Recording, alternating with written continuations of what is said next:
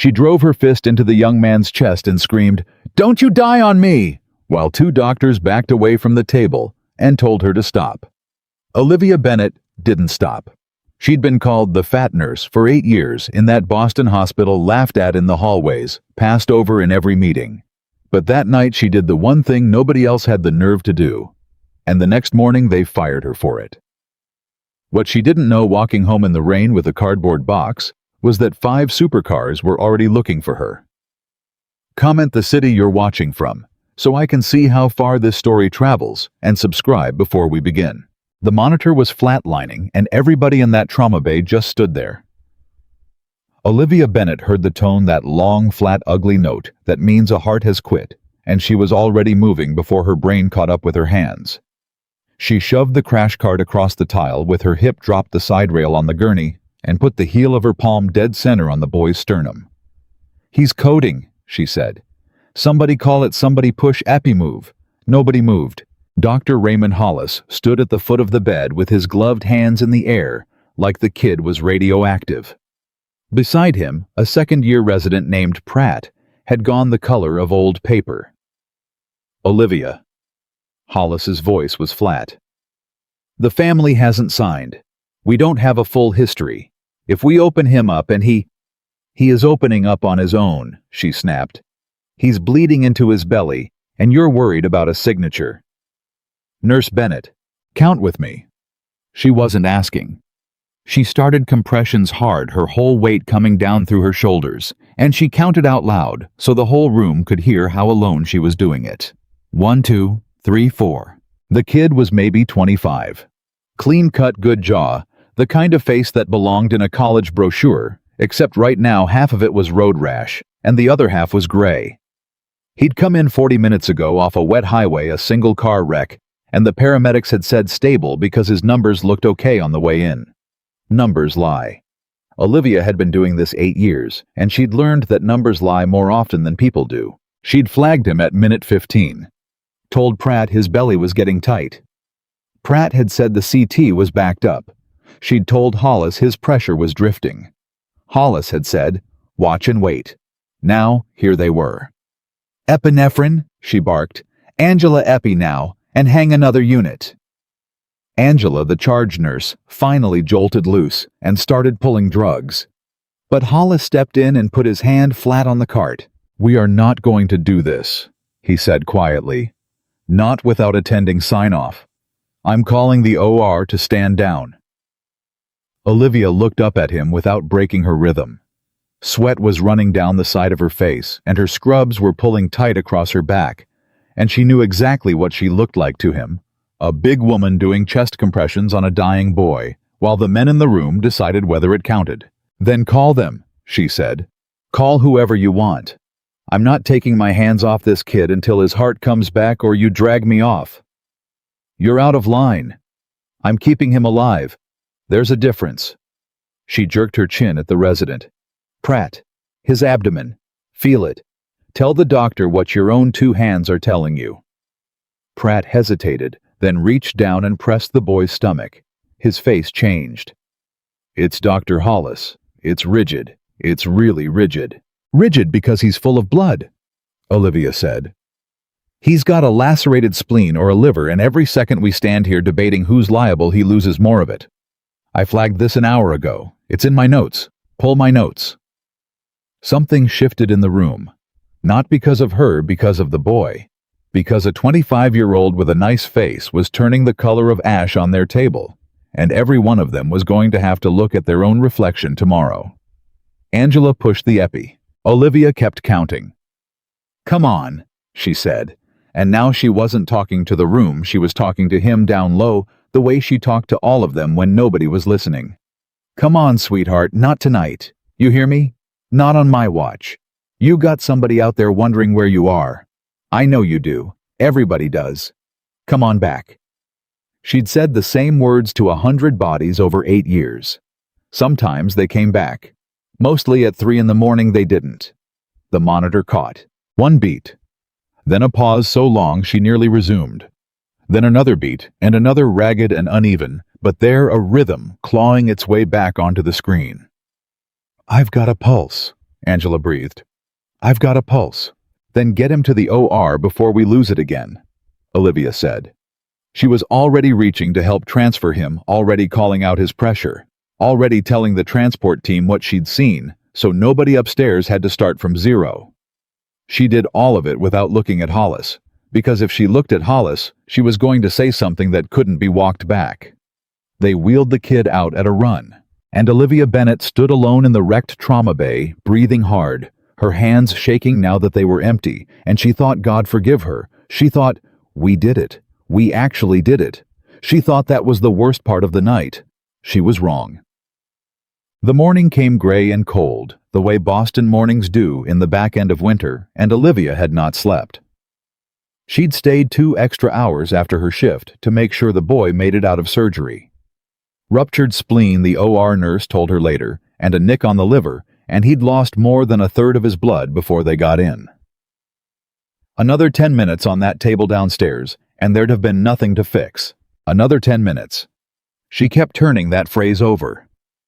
10 minutes was the difference between a hero and a corpse, and she'd spent those 10 minutes arguing with a man who outranked her. She was refilling her coffee in the break room, still in yesterday's scrubs, when Angela came in and wouldn't meet her eyes. "They want you upstairs," Angela said. "Administration." Olivia felt it in her stomach before her brain even formed the thought. "Which administrator?" "Mr. Dorsey, and Hollis is up there, and legal." "Legal." Olivia set the coffee down. "Angela, the kid lived. He's alive because of what we did in that room." "I know." "Then why is legal in the room?" Angela finally looked at her, and the look was worse than any words. It was the look you give somebody you already know they're about to lose. "Because Hollis wrote it up," she said. "He wrote it up first." The administrator's office was on the top floor, where the carpet was thick, and the windows were big, and nobody had ever bled on anything. Gerald Dorsey sat behind a desk the size of a car. Hollis stood by the window with his arms crossed. A woman from legal Olivia had never seen sat in the corner with a folder. Dorsey didn't ask her to sit. That told her everything. "Ms. Bennett," he said, "do you know why you're here?" "I have a guess.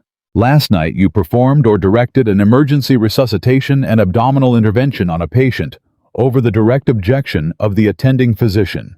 Is that accurate?" "I did chest compressions on a patient who was coding," she said. "And I told the truth about what I was seeing. If that's a crime, arrest me." "Ms. Bennett." "He was bleeding out. I flagged it an hour before he crashed. It's in the chart. Pull the chart."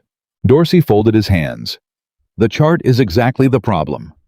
The chart documents a nurse repeatedly overriding physician judgment, and in the final incident, physically preventing a physician from managing his own patient."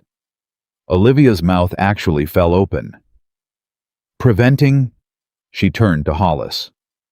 "Is that what you told them? That I prevented you? You wouldn't touch him, Ray. You had your hands in the air. I've got a resident who felt that boy's belly and told you it was rigid. Ask Pratt." Hollis didn't turn from the window. "There are procedures for a reason," he said.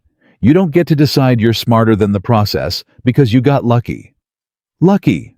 She laughed, and it came out cracked. "He's breathing this morning. You want to call that luck? You go up to the ICU and you say it to his face." "That's enough," Dorsey said. "No, it is not enough." Olivia stepped up to the desk and she watched all three of them tense, watched them register her size, her voice, her refusal to shrink, and file it under aggressive, the way they'd been filing everything she did for 8 years. "You brought legal into a room to punish the one person who saved a patient's life. Do you understand how that looks? Do you understand what you're actually mad about? You're not mad that I broke a rule. You're mad that I was right and he was wrong and he's a doctor, and I'm—" She stopped. "You're what, Ms. Bennett?" Dorsey asked very quietly, and there was something almost curious in it, like he wanted to hear her say it. "I'm the nurse," she said. "I'm just the nurse. That's what this is about." The woman from legal opened her folder. "Ms. Bennett," Dorsey said, The hospital is terminating your employment effective immediately for insubordination and for creating a significant liability exposure. You'll be escorted to collect your belongings. Your final pay will be processed through the normal cycle. The room went very far away, 8 years. Every holiday she'd worked so the nurses with kids could go home. Every double shift. Every family she'd sat with in the little consultation room while a doctor was too busy to deliver bad news himself. Every code, every save, every hand she'd held. Gone, in under 4 minutes. "You're firing me," she said, "for the one thing I did right. We're ending your employment for cause. The boy is alive. Ms. Bennett, say his name," she said suddenly. "You've been talking about the patient and liability exposure for 10 minutes. You know his name. Say it." Dorsey glanced at the folder. He didn't know it.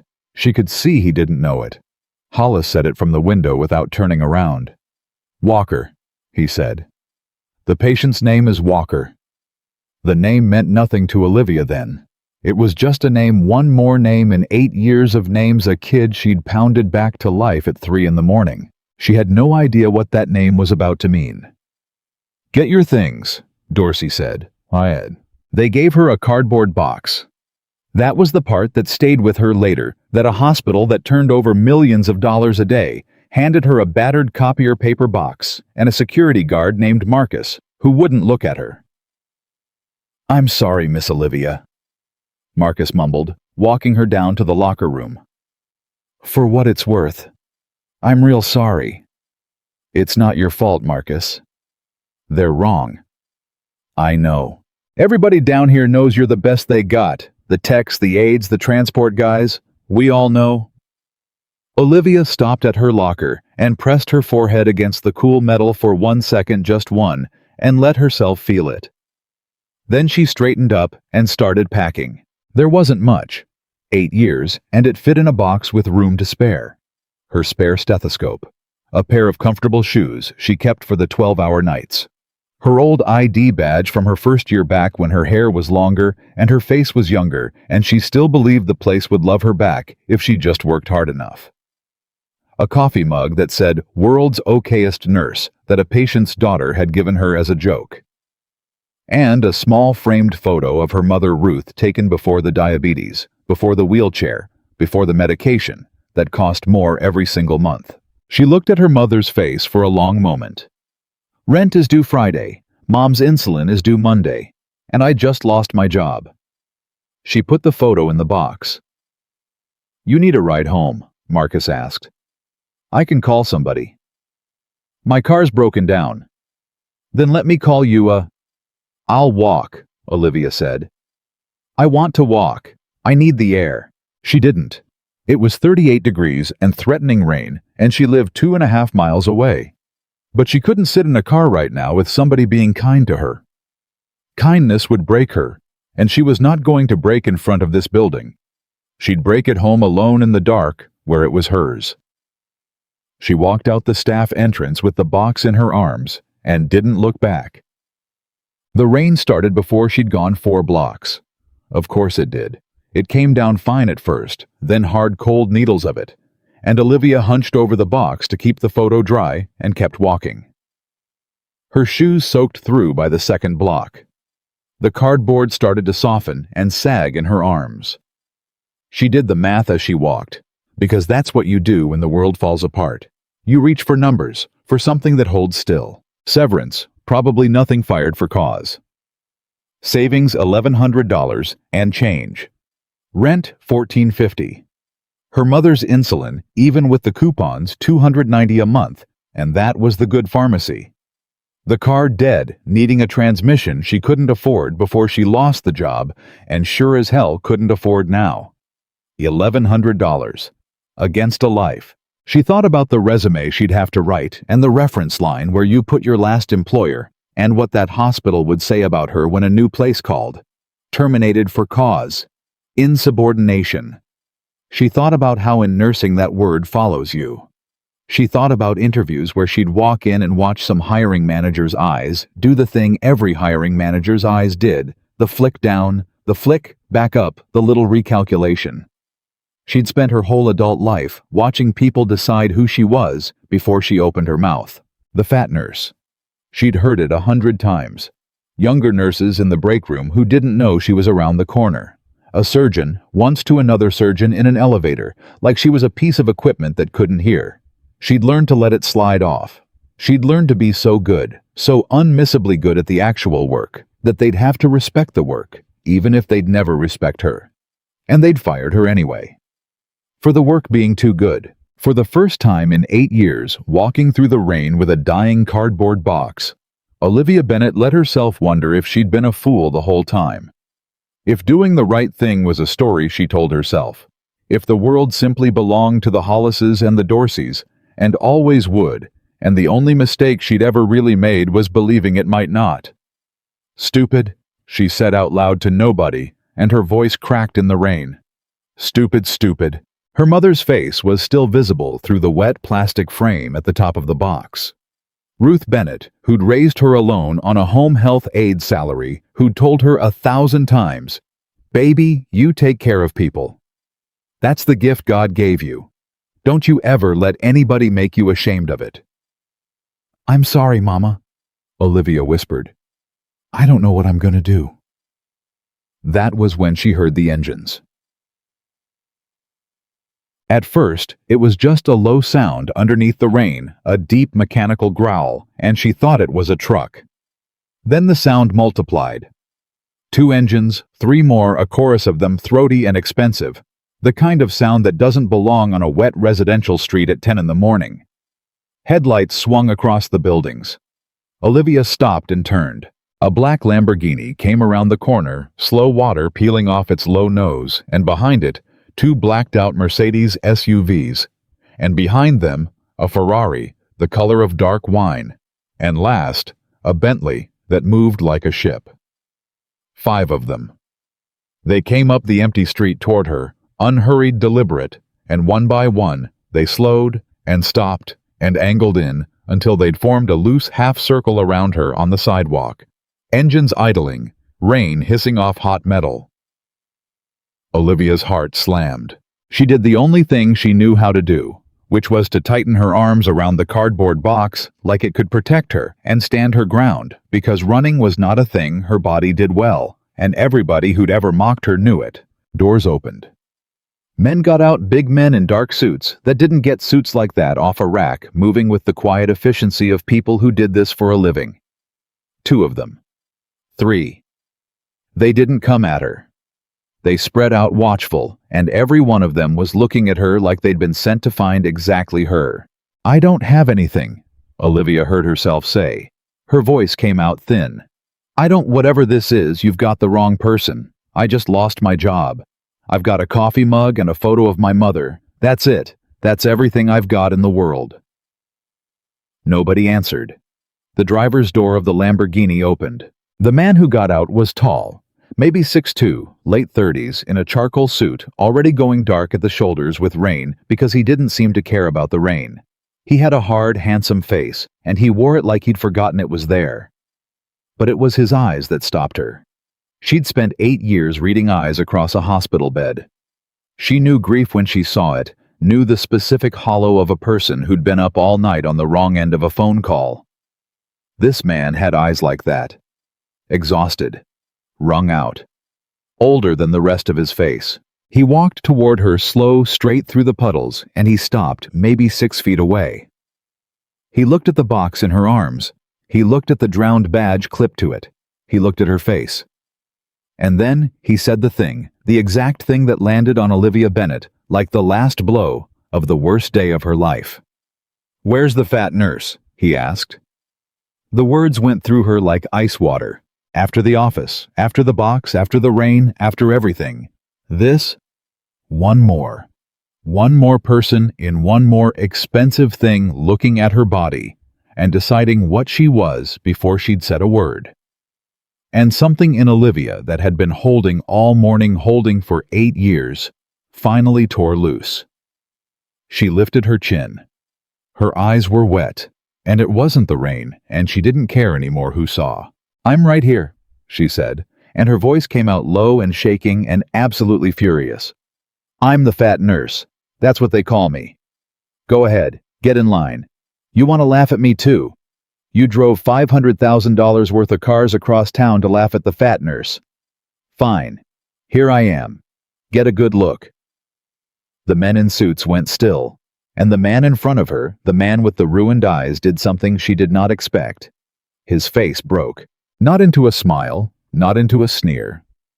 It broke the way a face breaks when a person has been holding themselves together with both hands and finally found the thing they'd been searching for all night. His jaw worked. His eyes filled.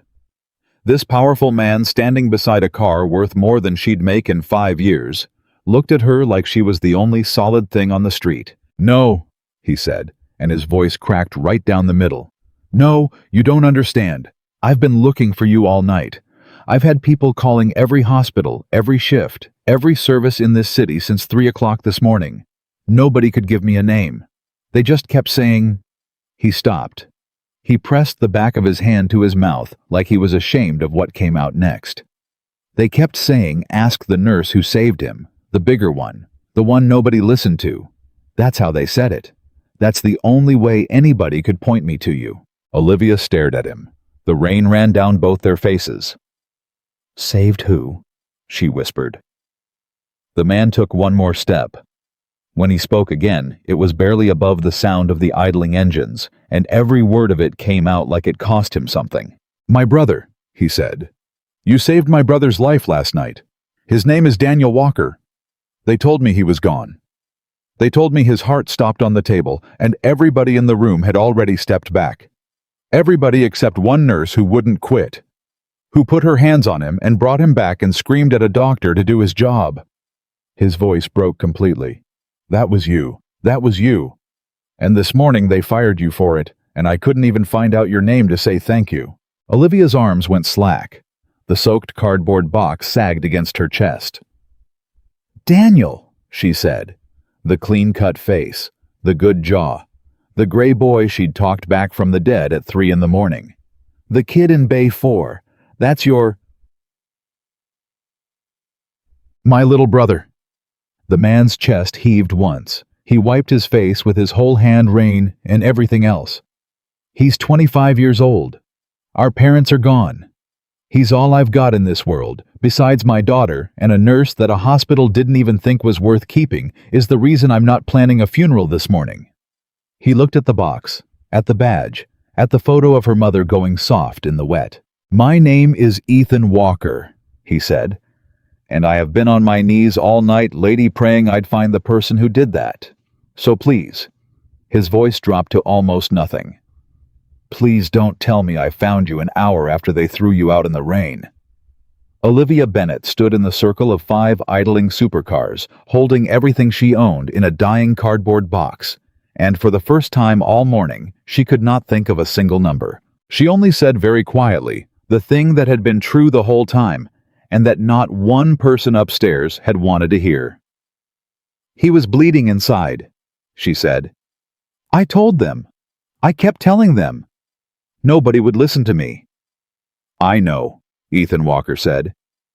"Nobody ever listens to me. I know," he said again, and his voice was steady now, and his ruined eyes did not once travel down her body or back up. They stayed on her face like it was the only face on earth. "But I'm listening now, and I promise you, everybody in this city is about to." Ethan Walker stood there in the rain saying he was listening, and for a second Olivia Bennett didn't believe a word of it, because she'd heard men say a lot of things in 8 years, and almost none of them meant it. "You're listening," she said. "Sure, that's easy to say when your brother's alive." "Get in the car," Ethan said. "No." "You're soaked through, you're shaking, just—" "I said no." Olivia took a step back, and the box sagged in her arms, and her wet shoe slid on the pavement, and she caught herself. "You don't get to do that. You don't get to pull up in 5 cars and call me a name and then decide you're the good guy now. I don't know you. I don't know these men. I've had the worst morning of my life and I want to go home." One of the suited men shifted, and Ethan lifted one hand without even looking at him, and the man went still. That small thing told Olivia more than any speech could have. These people moved when he wanted them to move and stopped when he wanted them to stop. "You're right," Ethan said. "You're right, and I'm sorry.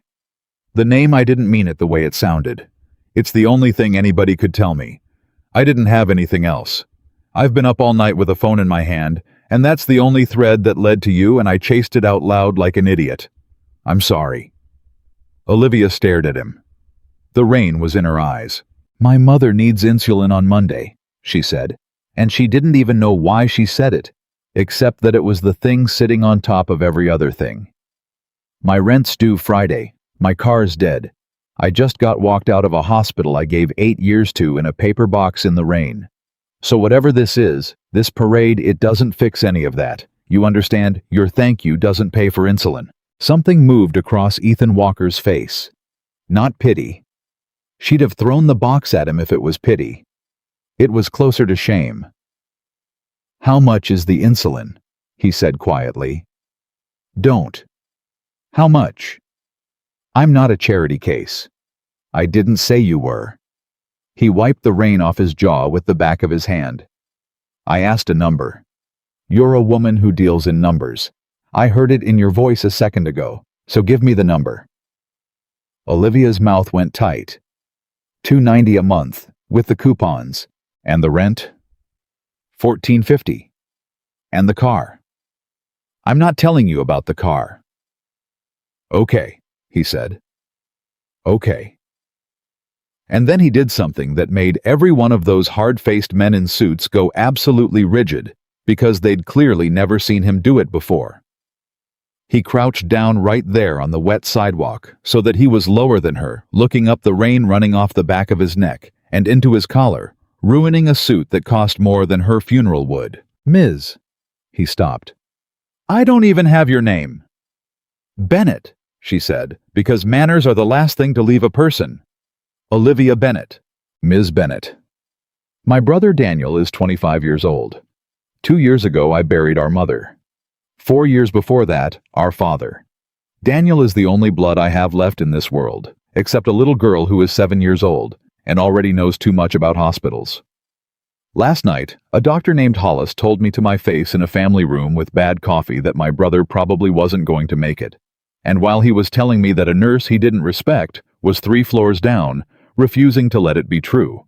Olivia's throat closed. "I don't have a way to pay you back for that," Ethan said. "There isn't a number. But $290 and $1,450, those I can do standing on my head, and it would be an insult to Daniel's life if I drove away and let you worry about them for one more second. So please, let me start there. Not because you're a charity case, because you saved the only family I have, and I refuse to be the kind of man who says thank you with his mouth and nothing else." The rain came down. And Olivia Bennett, who had held herself together through the office and the box and the walk and the name, felt the first tear come and hated it and let it come anyway. "He's really okay," she whispered. "Daniel. He made it through the night." "He woke up at 6, Ethan said, and his own voice went rough. "He asked for water. He asked what happened. The surgeon told me if he'd come up 10 minutes later, there'd have been nothing to operate on." Ethan stood back up slowly. 10 minutes, Ms. Bennett. You bought my brother a whole life in 10 minutes and they fired you for it before lunch. That was the thing that finally did it. Not the cars, not the money. That word. 10 minutes. She'd said it to herself all morning like a wound, and now here was a man saying it back to her like a gift. "Okay," she said. Ethan blinked. "Okay, I'll get in the car." She swiped at her face with her wet sleeve, which did nothing. "Not because of the money. Because I want to see him. I want to see the kid. I put my hands on his heart last night, and I never even got to see him breathe on his own. If you're taking me anywhere, take me to Daniel." Something in Ethan Walker's shoulders came down about an inch, like he'd been carrying a weight there since 3 in the morning, and just now got to set part of it down. "Marcus," he said. And for one confused second, Olivia thought he meant the security guard before one of the suited men stepped up. Same name. The world was full of Marcuses trying to be decent. "Take her box. Careful with it." There's a photograph on top, and it's the most important thing in either of these cars. Do you understand me? Yes, sir. I've got it, Olivia said, tightening her grip. I'll hold it. Then hold it, Ethan said, and he almost smiled the first time all morning, and it changed his whole tired face. Come on, it's warm in the car, and Daniel's been asking a question since he woke up that I finally get to answer. What question? Ethan opened the passenger door of the Bentley himself, waving off the man who moved to do it. He keeps asking who saved him, he said. And every time all I've been able to tell him is, I'm working on it. I'd like to go tell him her name. Olivia got in the car. The door shut and the rain went quiet, and for the first time all day she was warm, and it undid something in her that the cold had been holding shut. She sat in a seat that cost more than her mother's whole apartment, and she held her dying cardboard box on her lap, and she cried the way she hadn't let herself cry upstairs. Silent, shoulders shaking, and Ethan Walker got in the driver's seat and did not say one single word about it. He just handed her a folded handkerchief from his breast pocket, real cloth monogrammed, and looked straight out the windshield, and let her have her privacy while the wipers ticked back and forth. That more than anything was when Olivia started to think maybe he was for real. They drove. It should have been a 15-minute ride back to the hospital, and it took 9, because apparently when you drive a Bentley at the front of a 5-car convoy, people just get out of your way. Olivia watched the city slide by wet and gray, and thought about how she'd walked out of that building certain she'd never go back through those doors. And here she was going back within the hour, riding like somebody important, and life was a strange and cruel and occasionally ridiculous thing. They're going to lose their minds when I walk back in there, she said. Good, Ethan said. Ethan. His name felt strange in her mouth. I'm serious. I got fired 2 hours ago. Escorted out. There's probably a note in the system that says I'm not allowed on the property. If I walk into that ICU, security's going to let me worry about security. That's easy for you to say. He glanced at her at a red light. Ms. Bennett, do you know what I do? You have 5 cars, so I'm guessing not nursing. He laughed an actual laugh, surprised out of him, and it made him look younger, and it made her feel absurdly a little proud. I build things, he said. Companies mostly. Real estate, some tech, a logistics firm that got a lot bigger than I expected. The point is, the light changed and the Bentley moved. The point is, I know exactly what a hospital is afraid of. It's afraid of lawsuits, and it's afraid of bad press, and it's afraid of losing money. And this morning that hospital did something that is a lawsuit and bad press and a very expensive mistake all at once, and they don't even know it yet. Olivia's stomach did something complicated. I don't want you to sue anybody on my account. I know you don't. I mean it. That's not I didn't save that kid so somebody could go to war over it. I just wanted to do my job. Ethan was quiet for a second.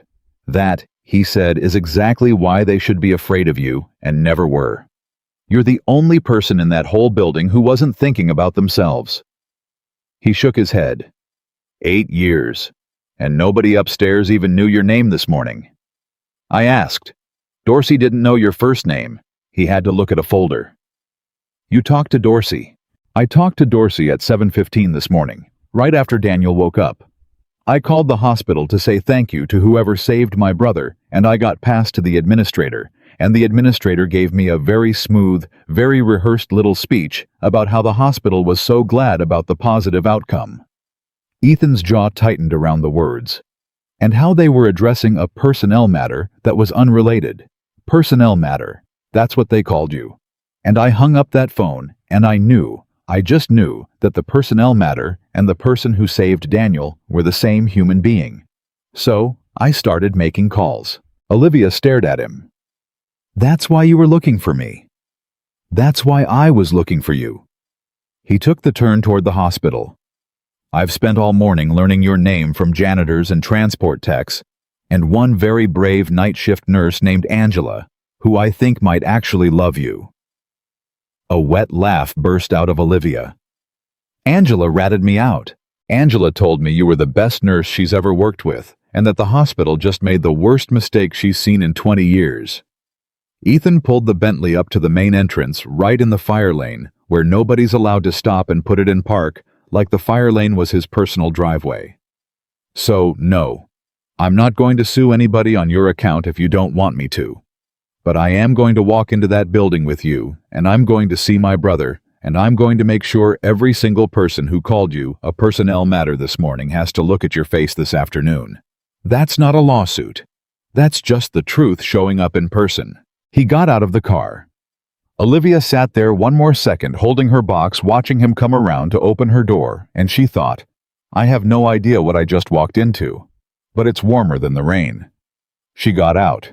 The lobby of that hospital had a security desk, and behind the security desk was a man named Phil, who had checked Olivia's badge every morning for 6 years, and always had a joke about the weather, and Phil's face, when he saw her walk back through those doors, 2 hours after she'd been walked out of them, was something she would remember for the rest of her life. Miss Olivia, Phil said, half standing. I heard you're not supposed to. She's with me, Ethan said. And he didn't raise his voice. He didn't flash anything. He just said it, and there was something in how he said it that made Phil sit slowly back down. Mr. Walker, Phil said. Sir, of course. It's just there was a note this morning about Miss Olivia that she's not. Phil. Olivia leaned on the desk, and she was gentle because Phil was one of the good ones, and none of this was his fault. It's okay. I'm just here to see a patient. Daniel Walker, ICU. I'll be gone before anybody upstairs even knows. But somebody upstairs already knew, because behind them, the elevator opened and Dr. Raymond Hollis stepped out with a tablet in his hand, mid-conversation with a resident, and he looked up and saw Olivia Bennett standing in his lobby, and he stopped so fast the resident nearly walked into his back. Ms. Bennett, Hollis said. His voice went cold and careful. You've been terminated. You cannot be here. I'm going to have to ask Phil to call security. And that was when Ethan Walker turned around and Hollis got his first good look at the man standing next to the woman he'd just fired, and the color went out of the doctor's face like somebody had pulled a plug. Mr. Walker, Hollis said, and now the smoothness was gone, and under it was something small and scrambling. I didn't realize you were... Is everything all right with Daniel? Is there something you need? I can take you up personally. You told me my brother wasn't going to make it, Ethan said. The lobby went very quiet.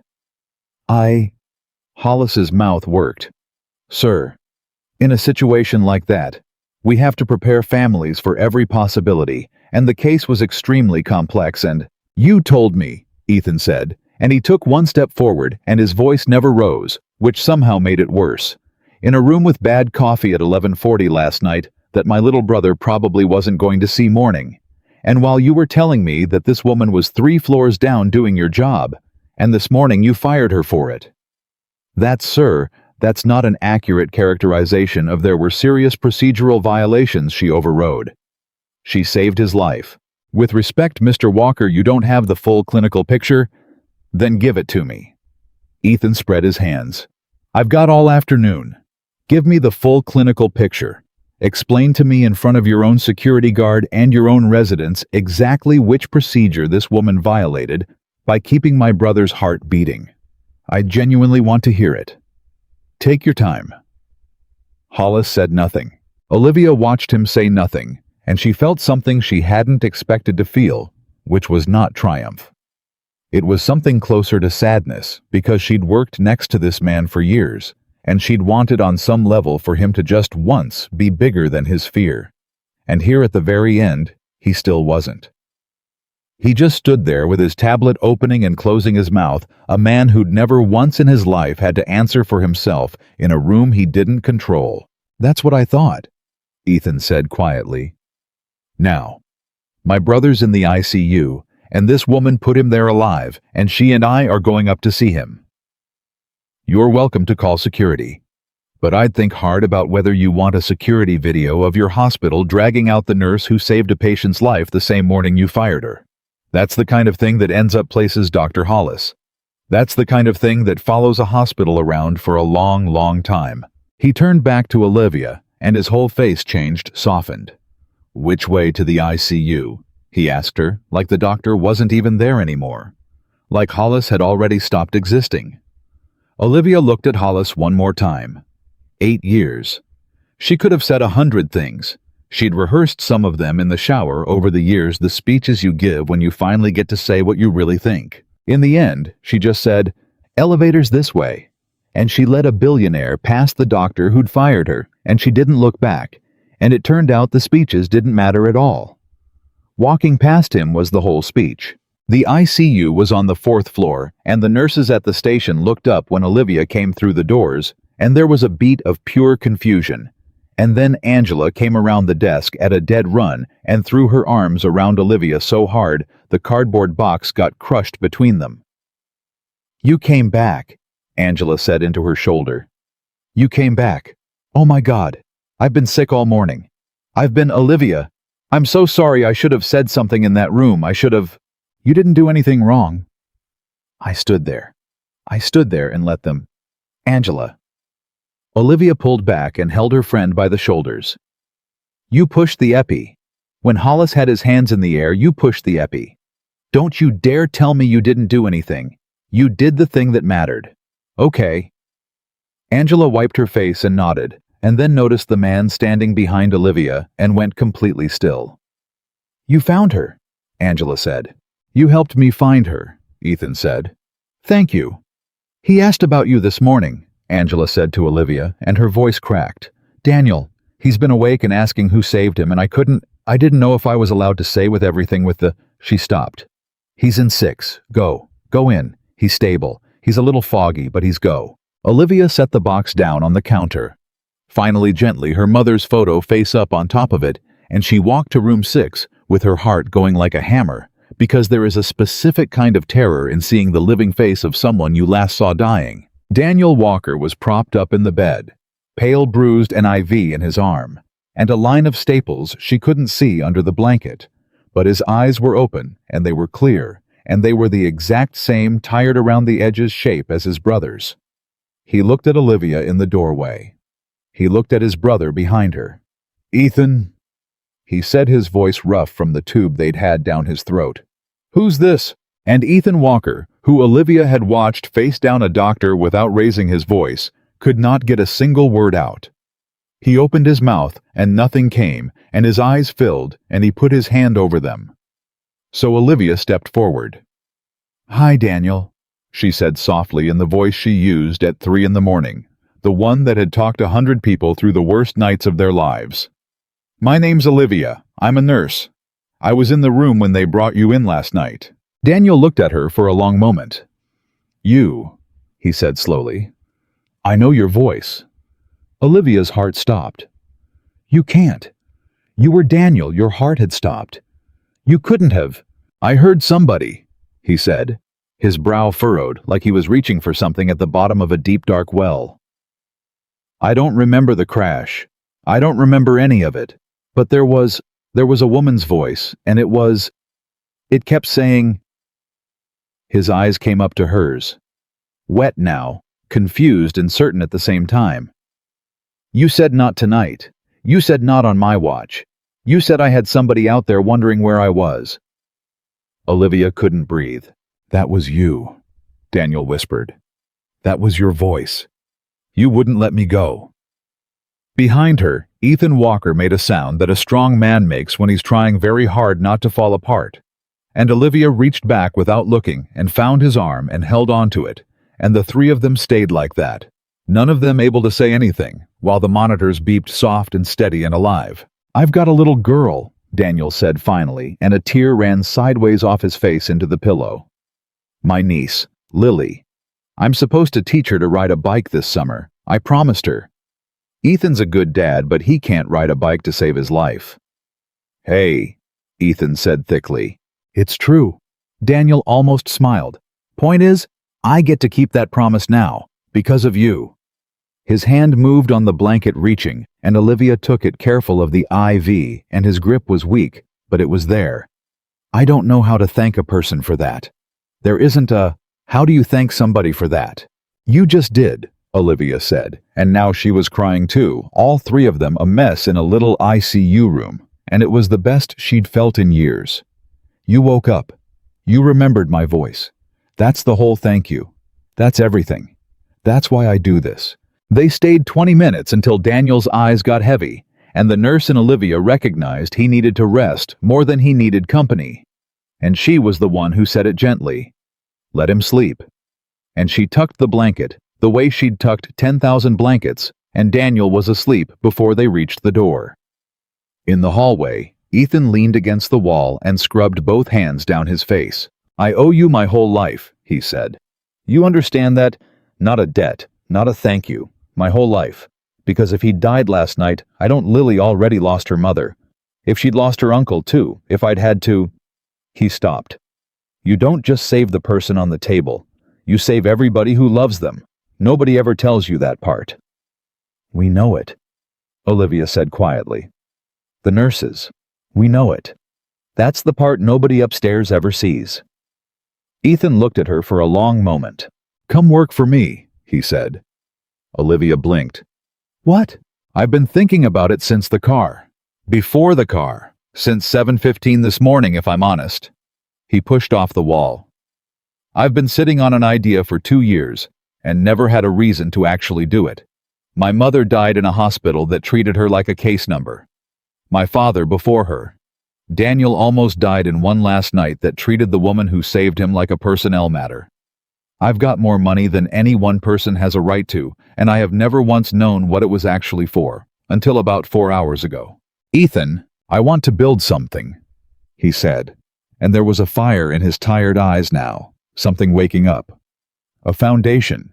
For the nurses and the aides and the techs, the people who actually keep patients alive, the ones nobody listens to, the ones who get walked out in the rain.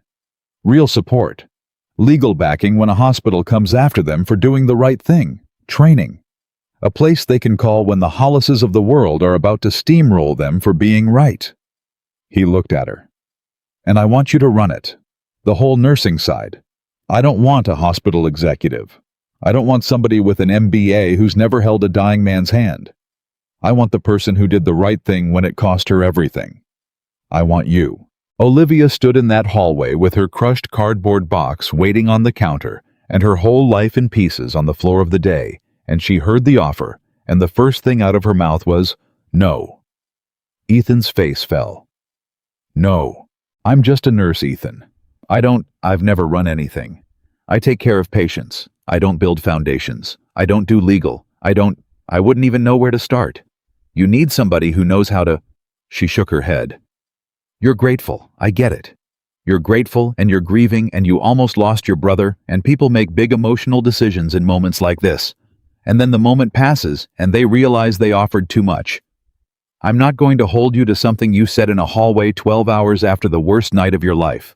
Ethan was quiet. Then he said, My mother said the same thing. What? My mother. When she got sick. He crossed his arms, leaned back on the wall. She'd been a school teacher her whole life. 31 years. And near the end, one of the young doctors talked to her like she was stupid, talked over her, wouldn't listen when she said something was wrong with her medication. And she was right. She was right, and he didn't listen, and it cost her weeks she didn't have. He looked at Olivia. And every time we tried to get her to advocate for herself, to push back, to be louder, she'd say, I'm just a patient. I'm just an old woman. Who's going to listen to me? Just. That word. Just. Olivia's throat tightened. You said it about yourself in the car. Ethan went on. I'm just a nurse. You said it upstairs in Dorsey's office too. I'd bet money on it. I'm just the nurse. And I want to tell you something, Olivia Bennett, that I wish to God I'd made my mother believe before she died. He pushed off the wall and stood in front of her. There is no just. The person who says I'm just is almost always the only person in the room actually doing the work. The doctors weren't just anything. Dorsey wasn't just anything. They had all the titles and none of the courage. You've got none of the titles, and you're the bravest person I've met in a decade. So don't you tell me you're just a nurse. Not to me. Not after last night. Olivia opened her mouth and closed it. I don't need an answer today, Ethan said gentler now. God knows you've had enough today. But I'm not going to unask the question, and I'm not going to forget I asked it, and I'm not doing it out of gratitude. I'd have wanted you for this job even if it was a stranger you saved. The gratitude just means I finally get to build the thing my mother deserved. He reached into his jacket and took out a card, plain heavy, just a name and a number. "That's my personal line," he said. "Not an assistant. Me. You call it when you're ready to talk. And in the meantime—" He hesitated. "The insulin. The rent. Let me handle those. Not as a bribe for the job. Whatever you decide about the job, those get handled today, because you saved my brother and I can. And that's the end of the discussion, please." Olivia looked at the card in his hand, at the old. She thought about her mother in the wheelchair counting out pills to make them last. She thought about the $1,100 in her account against a whole life. She thought about the word, just how many times she'd said it, how it had become a kind of shield and a kind of cage at the same time. She thought about Daniel Walker saying, "You wouldn't let me go." She took the card. "I'll think about it," she said. "The job. I'll really think about it, not just to be polite, but the money." She held up a hand before he could argue. "The insulin. Just the insulin for now. My mother needs it Monday, and I'll pay you back the day I'm working again, whether it's for you or anybody else. That's the deal. I don't take the rest. I mean it." Ethan looked like he wanted to argue. Then he saw something in her face, some line she wasn't going to move, and he respected it. And that told her more about the job than anything else he'd said. "Just the insulin," he agreed. "For now." "For now," Olivia said, and she almost smiled. They walked back to the nurse's station where Angela was guarding the cardboard box like it held the crown jewels, and Olivia picked it up, and for the first time all day, it didn't feel like the wreckage of her career. It felt like something she was carrying toward something instead of away from it, though she couldn't have said toward what. That was when the elevator doors opened again, and Gerald Dorsey stepped out. He'd come down himself. That was how Olivia knew Ethan's little speech in the lobby had traveled all the way up to the top floor and set something on fire. Dorsey never came to the ICU. Dorsey lived on the top floor with the thick carpet. And here he was straightening his tie, wearing the particular smile of a man who has just been told that the family of a patient is very important and very unhappy, and who has come downstairs personally to fix a problem he created. "Mr. Walker," Dorsey said, hand already extended that smooth voice back in place. "I'm so glad I caught you.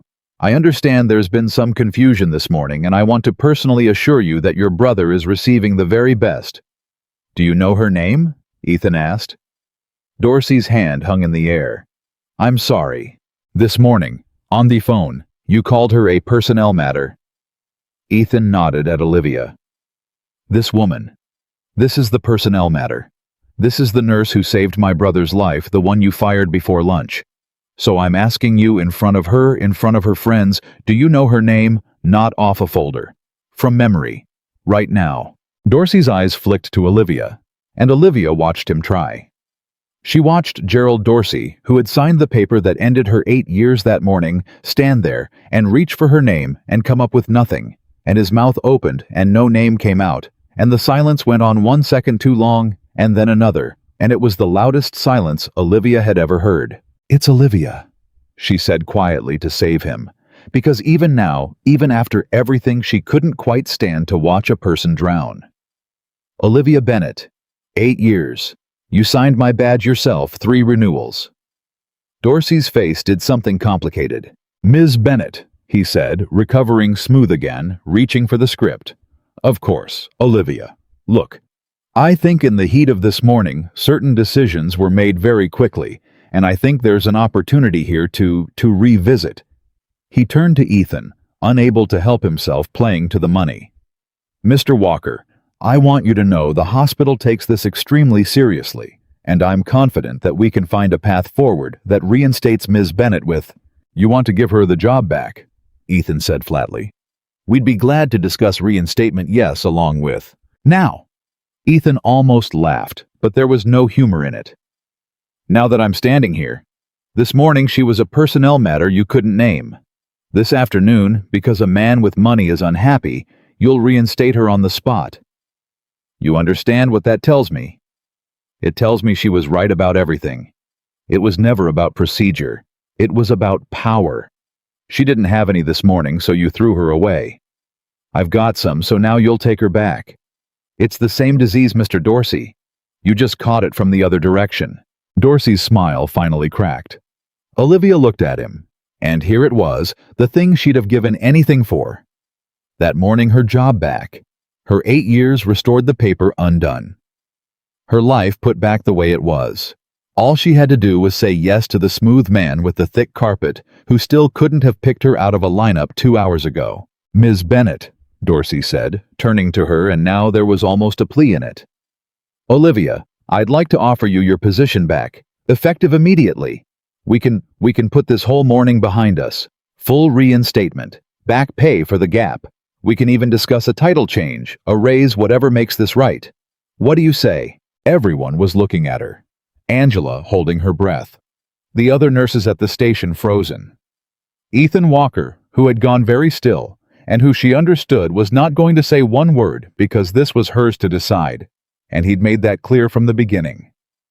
Olivia looked down at the cardboard box in her arms, at her mother's face going soft where the rain had gotten to the frame, at the world's okayest nurse mug that a patient's kid had given her as a joke because to that family she'd been anything but okayest. At her old badge, the young hopeful face on it, the woman who'd walked in 8 years ago, sure that if she just worked hard enough, cared enough, was good enough, they'd have to see her. They'd never seen her, not once. It took a billionaire and a resurrected brother for anyone up here to learn her name, and the second the pressure lifted, they'd forget it again. She knew that the way she knew a lie in a patient's chart. She'd worked in this building long enough to know exactly what it valued and exactly what it didn't, and it had told her that morning in a paper box in the rain precisely how much she was worth to it, and she had in her hands a plain, heavy card with a personal phone number on it, and a chance to build the place her mother should have died in, and the memory of a young man saying, "You wouldn't let me go." Olivia Bennett lifted her head and looked Gerald Dorsey dead in the eye, and she was not angry anymore, and that was somehow worse for him than if she had been. "You want to know what I say," she said. "Please. I say you can keep it." The station went absolutely silent. "I gave you 8 years," Olivia said, steady quiet, every word landing. 8 years of nights and holidays and doubles nobody else would take. I sat with your patients' families when your doctors were too busy. I held hands you never held. And this morning, when I did the single best thing I have ever done in this job, when I saved a man's life against the odds and against the room, you handed me a cardboard box and walked me out in the rain, and you didn't even know my name to spell it right on the paper. She took a breath. So no, Mr. Dorsey, I don't want my job back. Not because I'm proud, because now I finally understand what it was worth to you, and I'm not going to spend one more night of my life bleeding for a place that measures me in liability. Dorsey stared at her. You're making a mistake, he said, and the smoothness was gone entirely now, and under it was just a small mean thing that had been there the whole time. The reference we give your next employer, give whatever reference you want, Olivia said. I've already got a job offer, a better one. She glanced at Ethan, then back at Dorsey. And here's the part you're really going to hate. It's from him. Dorsey's head turned slowly toward Ethan Walker. Ethan smiled, and it was not a kind smile. It was the smile of a man who'd been waiting all morning for exactly this. Ms. Bennett is going to be running the nursing division of a healthcare foundation I'm funding, he said. Personally, starting whenever she says the word. It's going to exist specifically to protect nurses from hospitals that do what yours did this morning. And I want you to understand something, Mr. Dorsey, because I think it'll help you sleep tonight. He leaned in slightly. This hospital's name is going to come up. Not because we're going to sue you. We're not. Ms. Bennett doesn't want that, and she's in charge, not me. But when nurses in this city hear that there's finally somewhere to turn when a hospital tries to bury them for being right, they're going to remember why the foundation exists. They're going to remember the story. They're going to remember a nurse who got walked out in the rain and a hospital administrator who couldn't remember her name. And there is nothing you can do, no reference, you can give no story, you can spin that will make that not true, because it happened. I watched it happen. And now a lot of people are going to know. Dorsey opened his mouth. Nothing came out. "Have a good afternoon," Ethan said. "Take good care of my brother. I'll be checking." And Olivia Bennett picked up her cardboard box, her whole ruined life inside it, and she walked back to the elevator, past the administrator, who couldn't say her name, and she did not feel like she was carrying wreckage anymore. She felt like she was carrying the first brick of something she was going to build. In the elevator, the doors closed on Dorsey's stunned face, and Olivia let out a long, shaking breath, and Ethan looked over at her, and neither of them said anything for a floor and a half. Then Olivia said, "I didn't say yes to the job. I know. I said I'd think about it. I heard you. But I told Dorsey I had an offer. From you. In front of everybody." She rubbed her forehead. "So I think I might have accidentally said yes." Ethan Walker started to laugh, and it filled the little elevator. And after a second, Olivia was laughing too exhausted and wrung out, and laughing the two of them, a fired nurse and a grateful billionaire going down toward a lobby and a fire lane and a black Bentley, and the first afternoon of a life neither of them had seen coming that morning. "Welcome to the Foundation, Ms. Bennett," Ethan said when he could talk again. "I want it in writing," Olivia said. "All of it. Salary benefits, the whole thing. I'm not building a place that protects nurses on a handshake in an elevator." Ethan grinned. "See?" he said. "That right there. That's exactly why I want you running it." The doors opened on the lobby, and Olivia Bennett walked out through the front doors of the hospital that had fired her that morning into an afternoon that had gone gray and cold, and the rain had stopped, and somewhere upstairs a young man was sleeping and breathing because she hadn't let him go. And for the first time in 8 years, she walked out of that building certain of exactly one thing. She was worth more than they'd ever been willing to pay. And she was finally going to go find out how much. The written contract arrived at Olivia's apartment 3 days later, and she read all 14 pages of it twice before she signed anything. That was the first thing Ethan Walker learned about working with Olivia Bennett, and it was not the last. She didn't take his word. She didn't take anyone's word. She'd spent 8 years learning that people who told you "trust me" were usually the ones about to hurt you, and she wasn't going to unlearn it because a man had cried in the rain. So she read the contract twice. She called a lawyer. Her mother's old church knew a tired, kind man named Reggie, who did wills and small claims and had never seen a document like this in his life, and she had Reggie read it too. And when Reggie called her back, he was quiet for a second, and then he said, "Olivia, honey, this is real. This is the realest thing I've ever put my eyes on. This man's not playing." Her salary was 4 times what the hospital had paid her.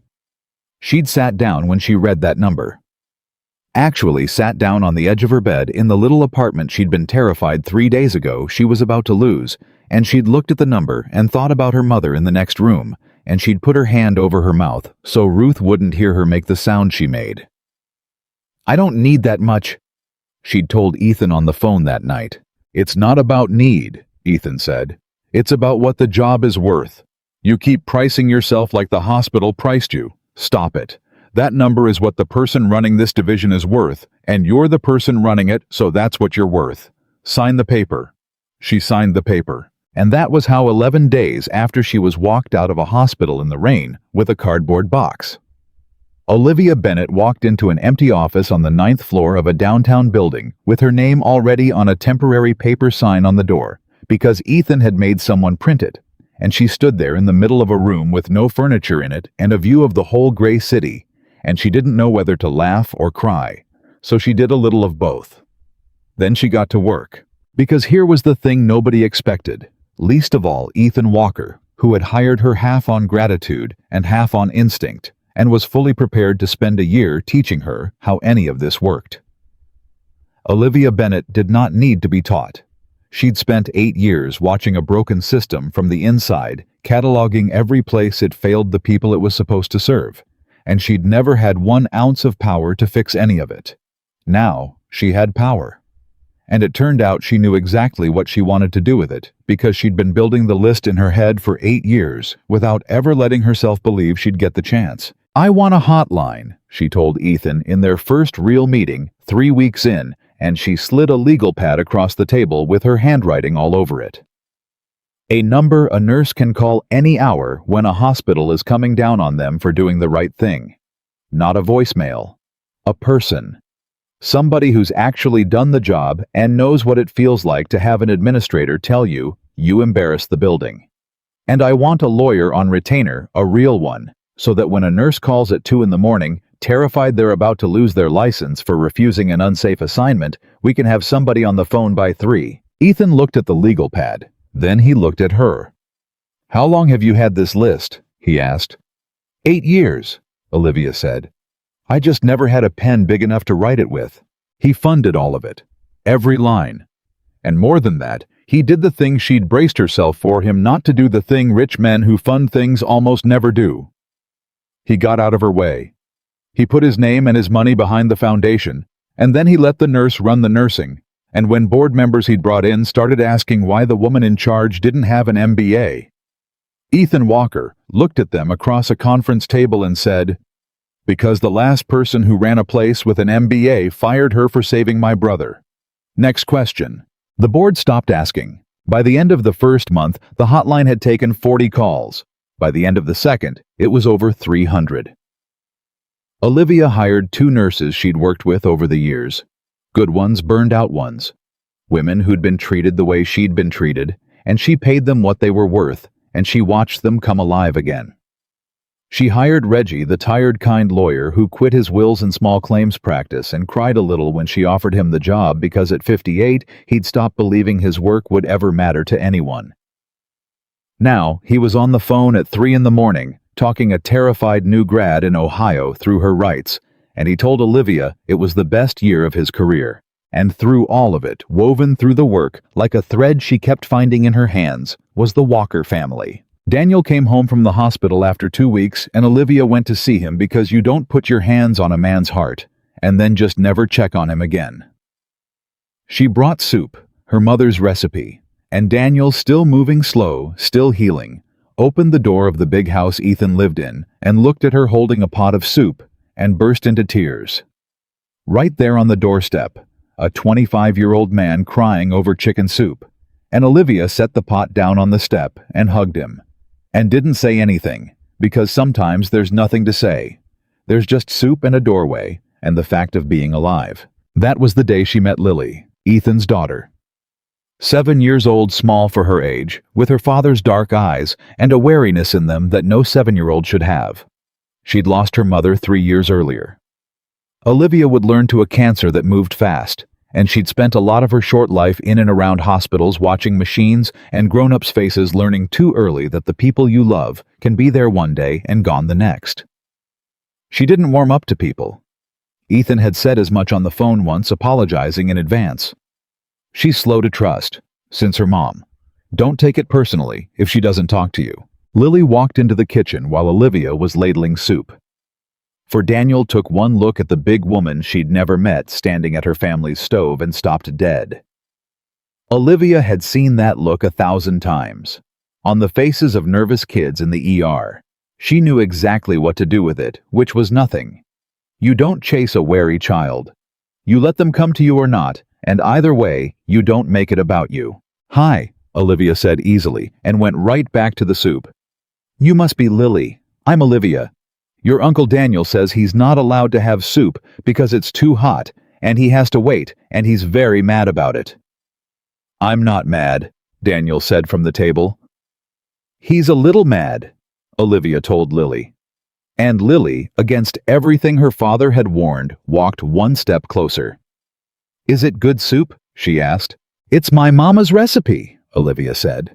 "So yeah, it's the best soup. But it's Daniel's soup because Daniel had a very hard couple of weeks. You want me to make you your own bowl, though? I could probably be talked into it." Lily thought about this very seriously, the way 7-year-olds do. "Okay," she said. And that was the beginning of that. Nobody planned it. That's what Olivia would say later when people asked how a fired nurse ended up a fixture in a billionaire's house. Nobody sat down and planned for Olivia Bennett to start showing up at the Walker place 2-3 times a week, or for Lily to start saving her hardest questions for the soup lady, or for Ethan to start finding excuses that weren't really excuses to have Olivia over for dinner after foundation meetings that could have ended over the phone. It just happened the way real things happen slowly, and then all at once, one bowl of soup at a time. Lily was the one who cracked it open. It was maybe 2 months in a Thursday, and Olivia had come by to drop off some papers for Ethan, and stayed for dinner because Lily had grabbed her hand at the door and said, "You're staying," in a voice that wasn't a question. And after dinner, while Ethan was on a call in the other room, Lily climbed up onto the couch next to Olivia and studied her face for a long, serious moment, the way she studied everything. "My daddy smiles now," Lily said. Olivia went still. "Does he? He didn't used to." Lily picked at a thread on the couch. "After Mommy. He did the pretend one. The one where the mouth goes up but the eyes stay sad. I know the difference." She looked up. "He does the real one now, since you make the soup." Olivia didn't know what to say to that. She was a woman with a strong voice and a fast mind, and in that moment, a 7-year-old had taken all of it away from her with one sentence. "I think your daddy smiles because your Uncle Daniel is okay," Olivia managed. "That's a big thing. He was really scared." "No," Lily said with the total certainty of a child. "It's the soup, and you.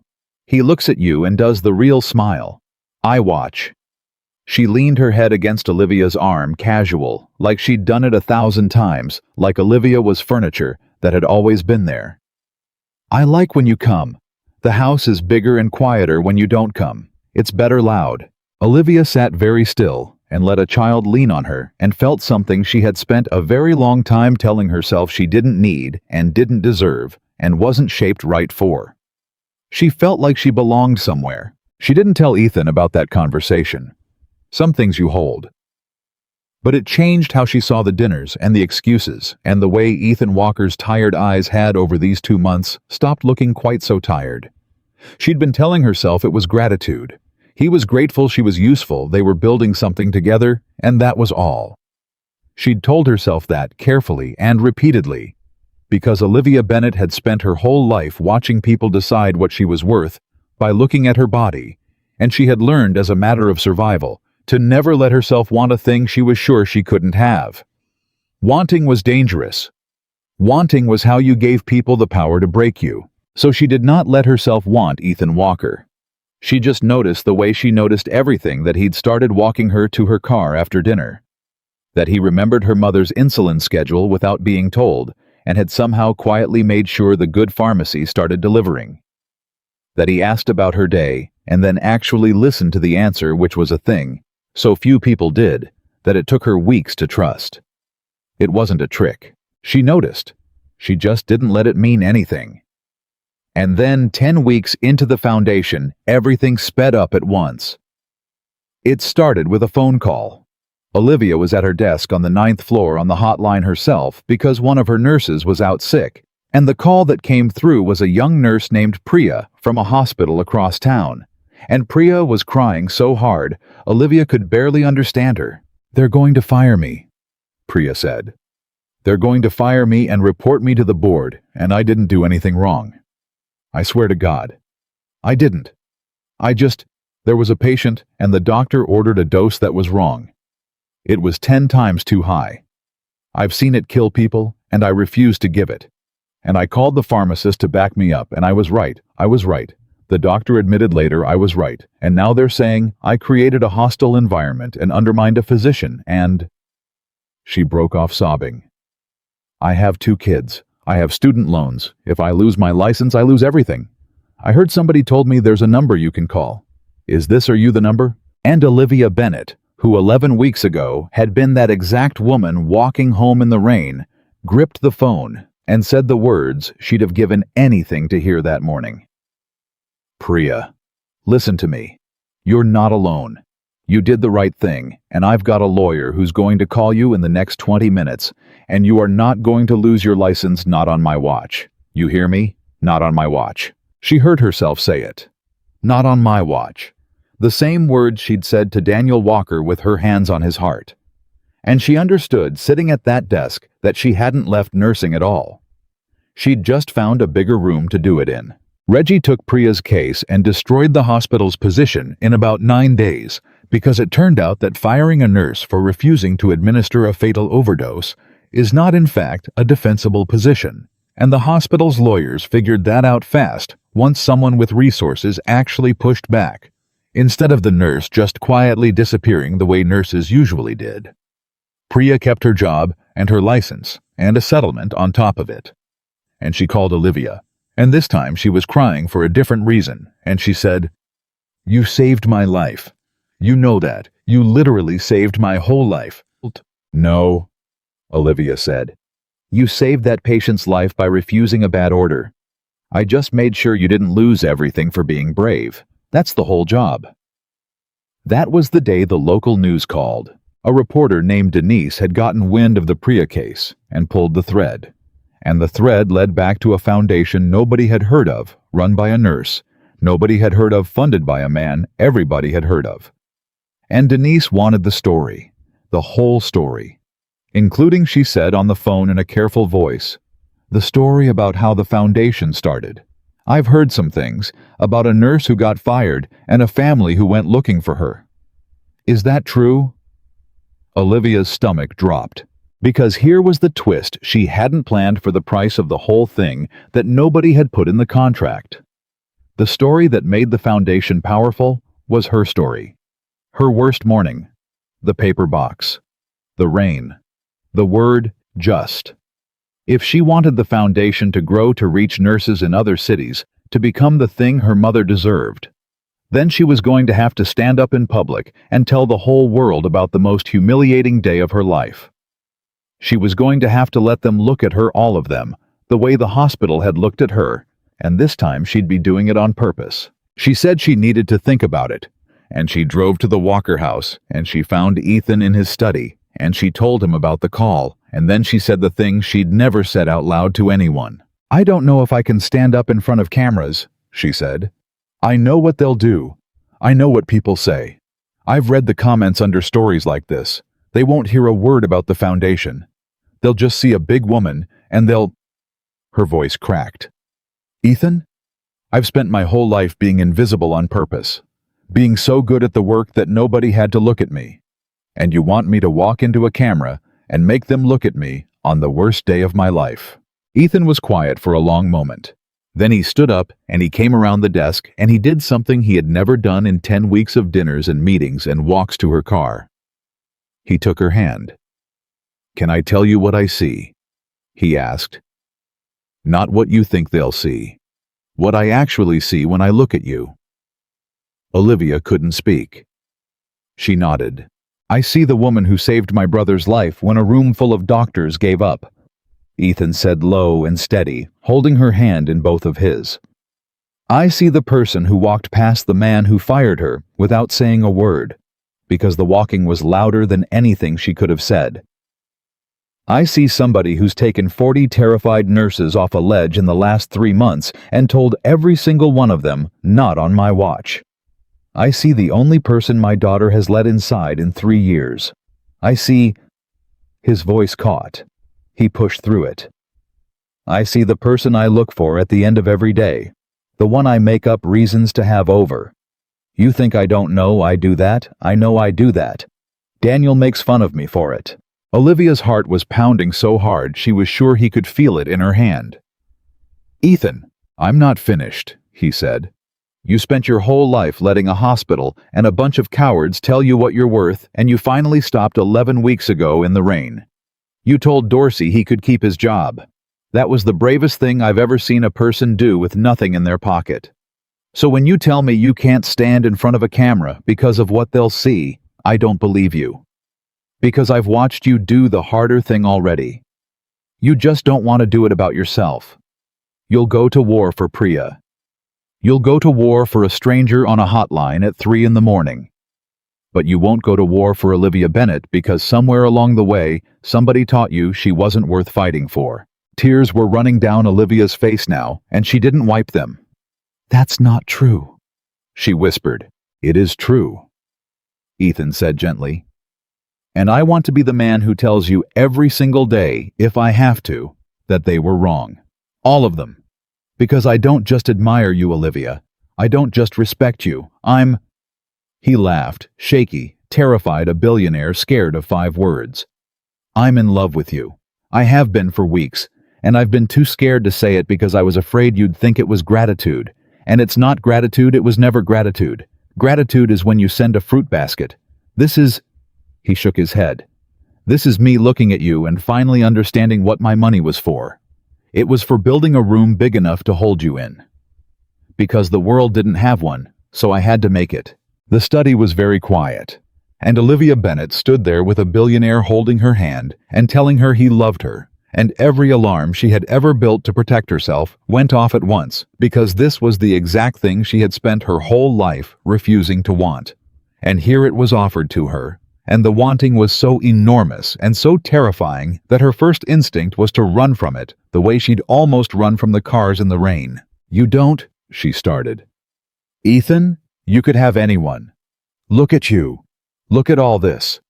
You could have anyone in the world, and you're standing here telling me, I don't want anyone in the world, Ethan said. I've had access to anyone in the world for 15 years. It's empty. It's the emptiest thing you can imagine. I want the woman who makes my daughter laugh and my brother cry into a pot of soup.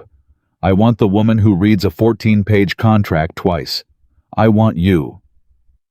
He tightened his hands around hers. But I need you to hear the other part, because you're going to want to say no, and I need you to know why you're saying it before you say it. What part? You're going to say no because you think you don't deserve it, Ethan said quietly. Not because you don't feel it. I've watched you these 10 weeks. I've seen how you look at me when you think I'm not paying attention. You feel it too. But you're going to talk yourself out of it because a lifetime of people telling you you're not enough has convinced you that a thing like this can't be real for a person shaped like you. And I am asking you, please don't let them win that one too. They took your job. Don't let them take this. This one's ours. They don't get a vote. And that was the thing that broke her open. Not the money. Not the office with her name on the door. Not even the love exactly. It was, they don't get a vote. Because he was right, that was exactly what she'd been about to do. She'd felt the no forming in her mouth. And it hadn't been made of, I don't feel it. It had been made of someone like you. Doesn't get someone like him. And that voice in her head had never once been her own voice. It had always been the young nurses in the break room, the surgeon in the elevator.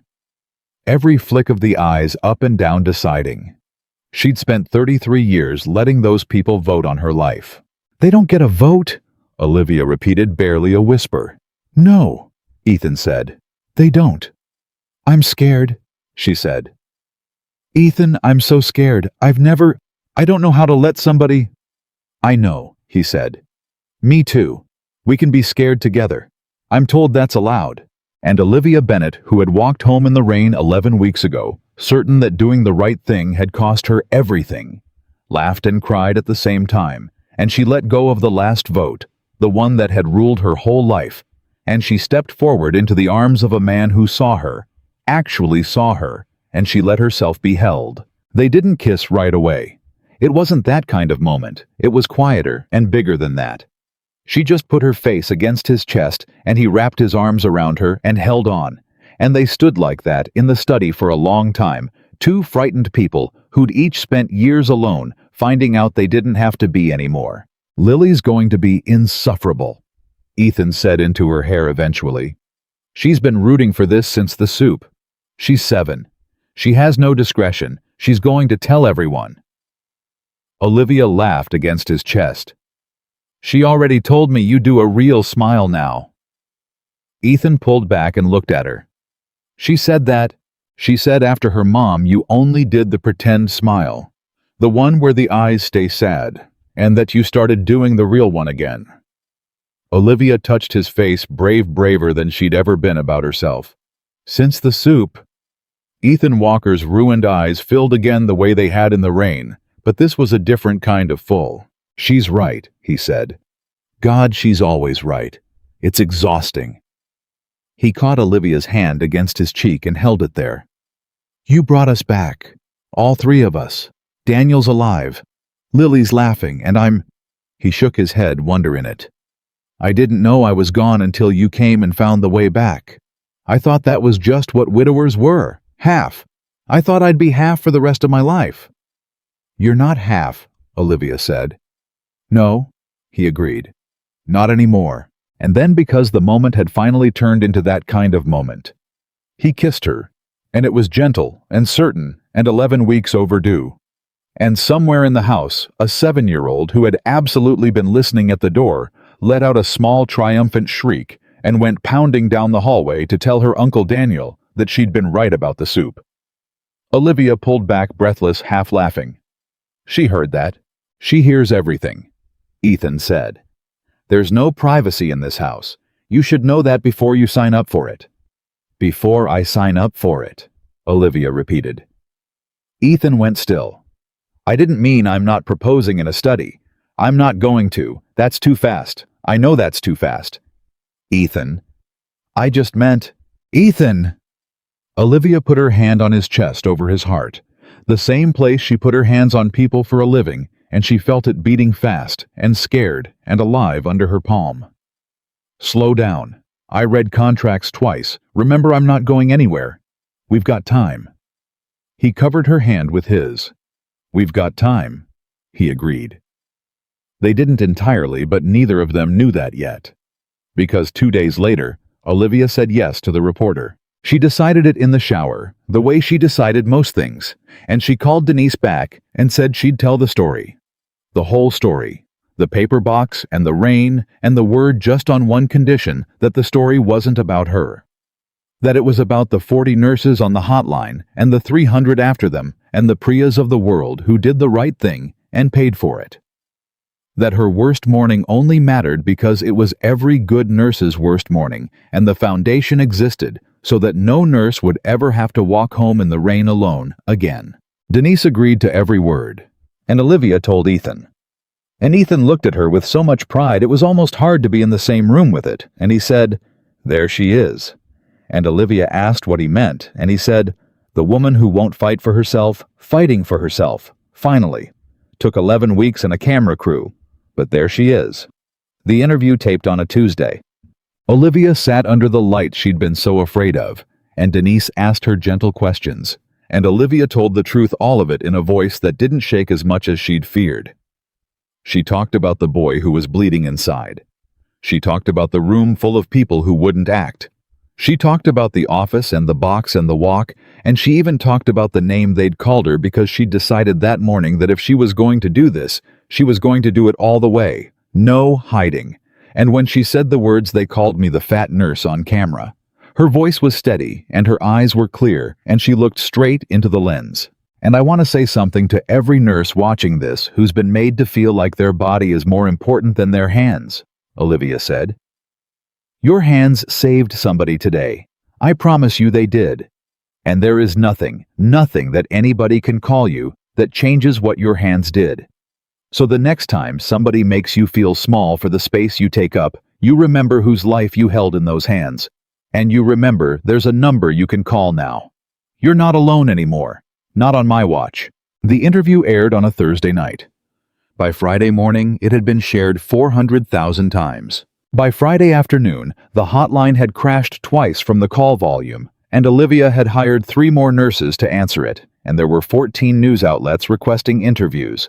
And a nurse in Arizona had started a chapter, and a nurse in Georgia had emailed to say she'd watched the video in her car in the hospital parking lot and gone back inside and refused an unsafe assignment for the first time in her career. And she wanted Olivia to know that. And by Friday evening, Gerald Dorsey's hospital had put out a statement. Ethan saw it first. He was scrolling his phone at the dinner table, and he went very still, and Olivia knew that stillness by now, and she said, "What?" "The hospital released a statement," Ethan said slowly. "About you, about the interview." Olivia's stomach clenched. "What does it say?" Ethan read it, and his jaw tightened, and then something strange happened to his face. Something that wasn't quite anger, and wasn't quite triumph. "They're apologizing," he said. "Publicly. They're saying," he read from the screen, "they're saying that on review, your termination, did not reflect the hospital's values, that they deeply regret the circumstances of your departure, that they've launched an internal investigation into the incident and the decision-making around it, and that they've placed Dr. Raymond Hollis and Administrator Gerald Dorsey on leave pending the outcome. He looked up. Olivia. They put them on leave, both of them. Olivia set down her fork. She'd thought she'd feel something big in this moment. She'd imagined it a little on the worst nights, some version of this, some public vindication, some cosmic scale finally tipping the right way. She'd imagined feeling triumphant. She didn't feel triumphant. She felt tired and a little sad, and mostly she thought about Hollis's face in that lobby opening and closing his mouth, a man who'd never once been bigger than his fear. And she thought about Dorsey reaching for her name off a folder. And she understood that neither of them had ever really seen her, not that morning, and not now, and that a public apology from people who couldn't remember your name was worth exactly what the last one was worth, which was nothing except as a story that might help the next nurse. Good, she said finally. Not for me, for the next one. Maybe the next Olivia doesn't get fired because now there's a video of what happens when you do it. Ethan reached across the table and took her hand. You know what you did, he said. Right. You understand what just happened this week. I did an interview. You changed the whole thing, Ethan said. You walked out of that hospital 11 weeks ago with a box and no power, and they didn't even know your name. And this week, they put the men who fired you on leave because 400,000 people know your name now. You did that, not me, not my money. My money built you a room. You filled it. You did the whole thing yourself. And across the table, Lily, who had been listening to every word the way she listened to everything, put down her spoon and looked at Olivia with those serious dark eyes, and said the thing that Olivia Bennett would carry with her for the rest of her life, longer than the apology, longer than the 400,000 shares, longer than any of it. See? Lily said matter-of-fact, like it was the most obvious thing in the world, like she couldn't understand why the grown-ups had taken so long to figure it out. I told you the soup was magic. And Olivia Bennett laughed until she cried in a warm kitchen in a house that got louder and better every time she came holding the hand of a man who saw her and across the table from a child who'd chosen her. And she thought about the woman walking home in the rain 11 weeks ago, who was sure that doing the right thing had cost her everything. You have no idea, she thought at that woman with more love than she'd ever been able to give herself before. You have no idea what it bought you instead. The magic soup line stayed with Olivia for exactly 6 days, right up until the phone rang at 4:17 on a Wednesday morning, and everything she'd built started to shake. It was Reggie, and Reggie never called at 4:17 in the morning, and Olivia knew before she even said hello that something was wrong. Olivia. His voice was careful the way a doctor's voice gets careful right before bad news. I need you to wake up all the way. Are you awake? I'm awake. What is it? The hospital, Reggie said. Dorsey's hospital. They filed something last night. Late. Their lawyers filed it at 11 o'clock so we wouldn't see it till morning. He took a breath. They're coming after the foundation, honey. And they're coming after you personally. Olivia sat up in the dark. Coming after us how Dorsey's on leave. They apologized. It's on the news. That was PER, Reggie said. This is legal. Turns out those are two different departments and they don't talk to each other, and the legal department has been very, very busy while the PR department was busy apologizing. She heard papers shuffling on his end, heard the exhaustion in it, heard that Reggie had been up all night. They're claiming you took confidential patient information when you left, that the details you shared about Daniel Walker's case, the specifics, the bleeding, the timeline, all the stuff that made the story land, that you had no right to share any of it. They're saying you violated patient privacy laws. HIPAA. And Olivia, if they can make that stick, Daniel gave permission. Olivia said, her heart starting to pound. Ethan and Daniel both on camera. They consented. We have it in writing. Denise has it. I know they did, but it's not that simple. Reggie's voice dropped. They're not really trying to win Olivia. I've read it 3 times and I don't think they can win. I think they're trying to bleed you. Legal fees, time, fear. They want to tie the foundation up in court for 2 years and make every nurse who's thinking about calling that hotline wonder if they're going to get sued too. They want to make you toxic. They want the story to stop being Nurse Fights Back and start being Nurse Under Investigation. You understand. They don't have to beat you. They just have to make you expensive and scary. Olivia was quiet. There's more, Reggie said, and now his voice was so gentle it frightened her. The nursing board. They filed a complaint with the state board too, against your license. The air went out of the room.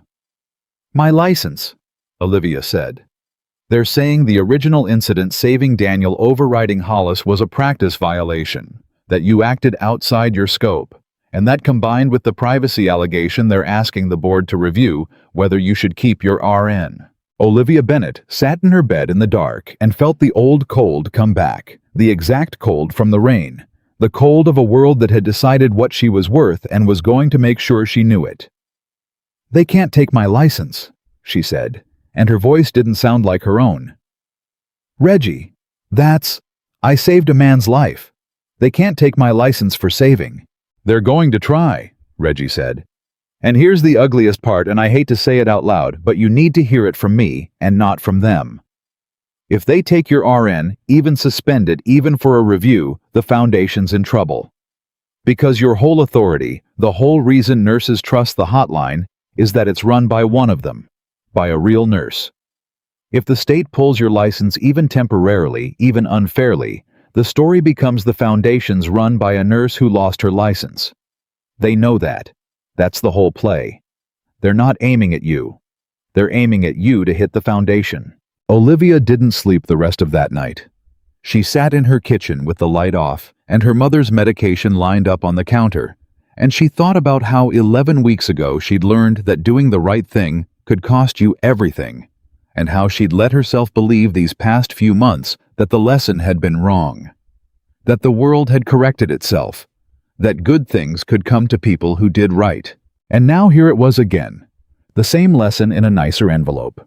You do the right thing, you save a life, you build something good, and the powerful people you embarrassed simply reach into their deep pockets and try to take it all back, not because they can win, but because they can afford to make you bleed. She called Ethan at 6 a.m. He answered on the first ring, which meant he was already awake, which meant something. You heard, she said. I heard at midnight, Ethan said. My lawyers flagged it the second it hit the docket. I've been up all night deciding whether to wake you, and I decided you needed the sleep more than the warning, and I was clearly wrong because Reggie called you anyway. A pause. How are you? I'm scared, Olivia said, because she'd learned to say that to him now. Ethan, they're going after my license. If I lose my license, you're not going to lose your license. You don't know that. I know that I have 7 lawyers, and by 7 a.m. all 7 of them are going to be working on nothing else. Ethan said. I know that Daniel consented on camera. I know that this is a garbage filing designed to scare you. And I know something else, something they don't know, which is that they picked the wrong billionaire to try to outspend. His voice hardened. They think this is about money and time. They think they can bleed us. Olivia, I have more money than that hospital system will see in a decade, and I have never once in my life been angrier about anything than I am about this, and I have nothing but time. They wanted a war of attrition. Fine. I'll bury them in attrition. I'll fund your defense until the sun burns out. And there it was. The thing Olivia had been afraid of since the beginning. The thing she'd read the contract twice to guard against the thing that had lived under every dinner and every walk to her car. No, she said. No what? No, you won't bury them in money, Olivia said, and her voice was shaking, but it was firm. Ethan, listen to me, listen. If we win this because you're richer than they are, if the story becomes billionaire boyfriend, spends whatever it takes, then they win anyway. Don't you see that the whole foundation is built on the idea that a nurse with nothing did the right thing, and it mattered? That the little person can win. If I only win because I've got the biggest wallet in the room now, then I've become exactly the thing I stood against. I've become Dorsey. I've become the person who wins because of power instead of because they're right. She was crying now in her dark kitchen, but her voice held. I didn't beat them 11 weeks ago because you had 5 cars. I beat them because I was right and I wouldn't back down. If I stop being able to win that way, then I already lost. The money can't be the answer. It just can't. The line was silent for a long time. You are, Ethan said finally, and his voice was thick. The most maddening, principled, impossible person I have ever loved in my life. Is that a yes? It's a, you're right, and I hate it, Ethan said, which from me is basically a marriage vow. He exhaled. Okay. Not a wallet war. Then what? Because I'm not sitting on my hands while they try to take everything from you, Olivia. I can't. Don't ask me to do that. Olivia wiped her face and looked at her mother's medication lined up on the counter, and something started to turn over in her mind, slow at first, and then faster, the same way it had turned over in the trauma bay when everyone else had frozen. You want to know the truth, she said. The truth is, they've handed us something. They think they're attacking us, but they've forgotten the one thing they always forget. What's that? That there are 10,000 nurses out there who've had exactly this done to them, Olivia said, and her voice was steadying now, gaining strength, the voice she used at 3 a.m. when everyone else had given up.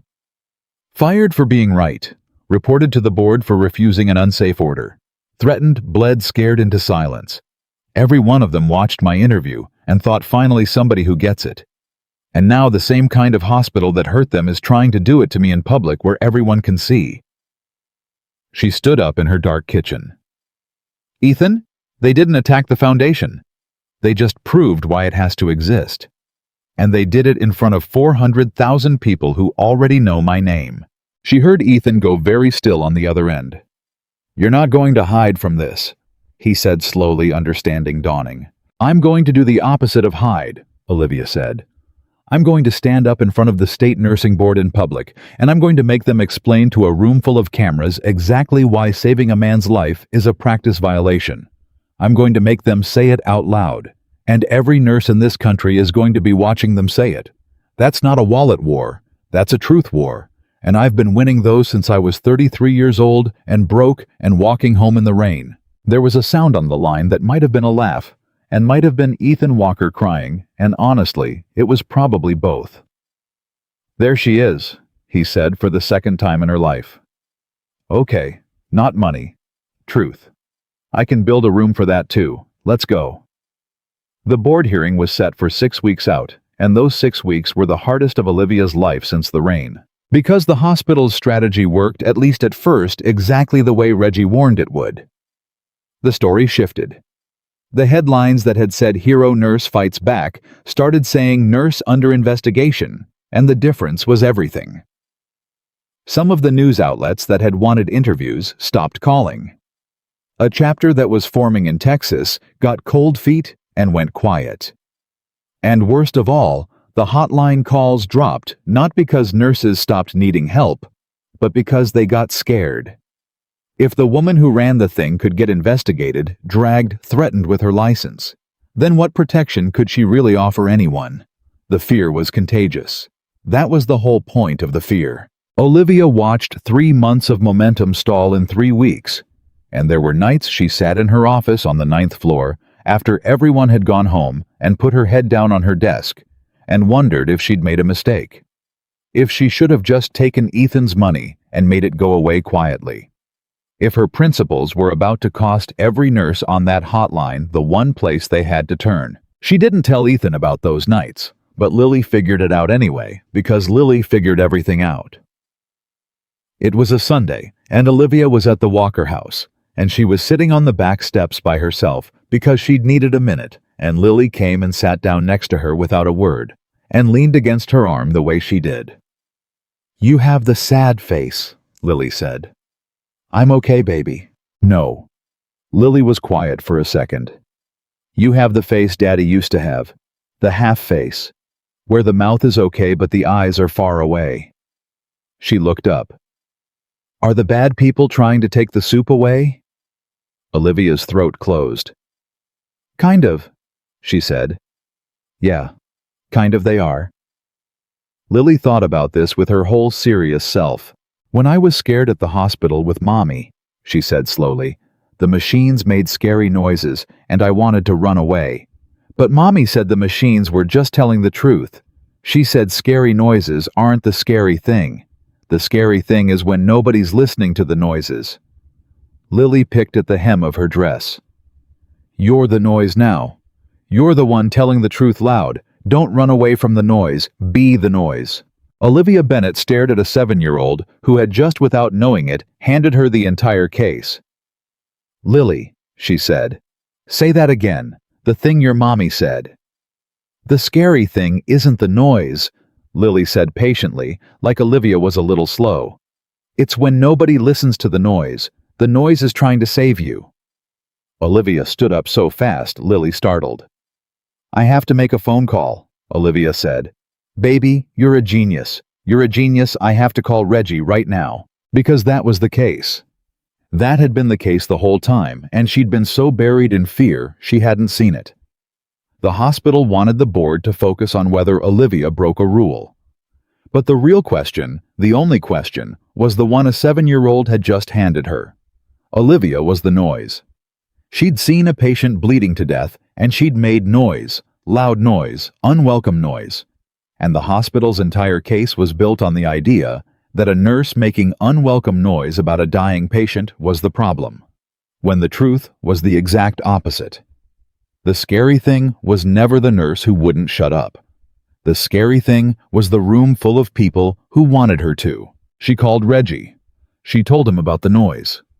And Reggie, who was 58 years old and had done wills and small claims his whole life, until a fired nurse gave him a reason to matter, was quiet for a long moment and then said, "Olivia, that's not a legal defense. That's better than a legal defense. That's the thing the board members are going to remember when they go home to their families. Every one of them started as a nurse. Every one of them has been the noise at least once. You're not going to argue the rule. You're going to remind them who they are." 6 weeks after the 417 phone call, Olivia Bennett walked into the state nursing board hearing. She did not walk in with a wall of Ethan's lawyers, though he'd offered, though he'd begged, though it had taken 3 separate conversations to get him to agree. She walked in with Reggie in his slightly too big suit, and she walked in with the truth, and she walked in with something else. Something that made the hospital's lawyers exchange nervous looks the second the doors opened. She walked in with Daniel Walker, and behind Daniel, filling the entire back of the room, sitting shoulder to shoulder in every available seat, and standing along the walls when the seats ran out, were nurses. 40 of them. 60. Then more kept coming until the fire marshal actually got nervous. Every nurse the hotline had saved. Priya was there in the front row who'd almost lost her license for refusing a fatal overdose. The new grad from Ohio was there who'd flown in on her own dime. They'd come from 6 states. They'd asked for the day off or called in or just not shown up to their shifts, and they'd come because the woman who'd told every one of them not on my watch was finally in trouble, and there was not a chance in hell they were going to let her stand alone. Olivia saw them and nearly lost her composure right there in the doorway. The hospital's lead attorney, a slick man named Foster, made his case first. He was good. He was smooth and he was thorough, and he laid it all out. The procedure Olivia allegedly violated the scope of practice question. The privacy concerns, the whole architecture of fear the filing had been built to create. He talked for 40 minutes. He never once said Daniel Walker's name as a person. He called him the patient and the individual in question and the subject of the incident. And Olivia watched the board members' faces and understood that Foster had made his first mistake, the same mistake Dorsey had made, the mistake these people always made. He'd forgotten there was a human being in the story. Then it was Olivia's turn. She stood up. Reggie had prepared remarks for her, careful legal remarks, and she'd read them twice the way she read everything, and she folded them in half and set them down on the table and didn't use them. "My name is Olivia Bennett," she said. "I've been a nurse for 8 years. And I want to start by introducing you to someone because the last lawyer talked for 40 minutes about an incident and never once told you it had a name." She turned. "This is Daniel Walker. He's 25. He's the patient. He's the incident. He's the scope of practice violation. He's sitting right there breathing because on the night in question, I did the thing this hospital says I shouldn't have done." The room was dead silent. Daniel stood up because they'd planned this part, and he was still a little pale, and he moved a little careful, and he looked at the board members one at a time. "I don't remember the crash," Daniel said, his voice shaking but clear. "I don't remember the ambulance, but I remember a voice. I was somewhere dark, and I was leaving, and a voice wouldn't let me. It said not tonight. It said not on my watch. That voice is the only reason I'm standing in this room." The doctors had stepped back. It's in the record. Everyone stepped back except her. So when this hospital tells you she acted outside her scope, I need you to understand that her scope is the only reason I have a scope. I have a life because a nurse refused to follow the rule that said to let me die politely. He sat down. You could have heard a pin drop. "They're going to tell you this is about procedure," Olivia said into that silence. "It's not. I know it's not, and I think if you're honest, you know it's not too. Because every one of you started where I started, at a bedside. And every one of you at least once in your career saw something the room didn't want to see, and had to decide whether to make noise about it or stay quiet and safe." She looked at them one at a time the way Daniel had. "I made noise. That's my whole crime. I saw a young man bleeding to death and I made a noise nobody wanted to hear. And a hospital that would rather I'd stayed quiet is asking you to take my license for it." She let that sit. "There's a little girl I love," Olivia went on, and her voice caught, and she let it because she'd stopped hiding a long time ago. "She's 7. She lost her mother to cancer, and she spent a lot of time in hospitals, and she said something to me last week that I can't stop thinking about. She said her mother taught her that the scary thing is never the noise.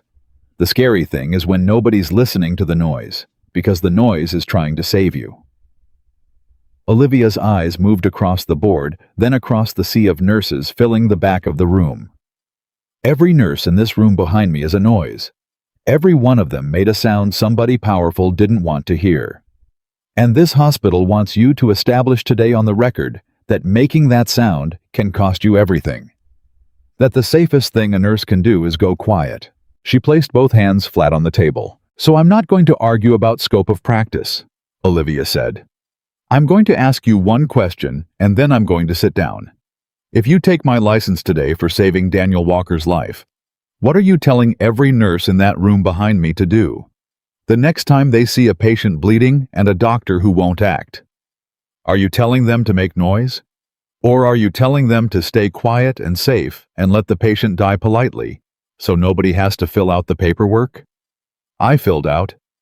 She picked up her folded remarks she never read. "Because they're all watching you decide, and so is every nurse who couldn't be here.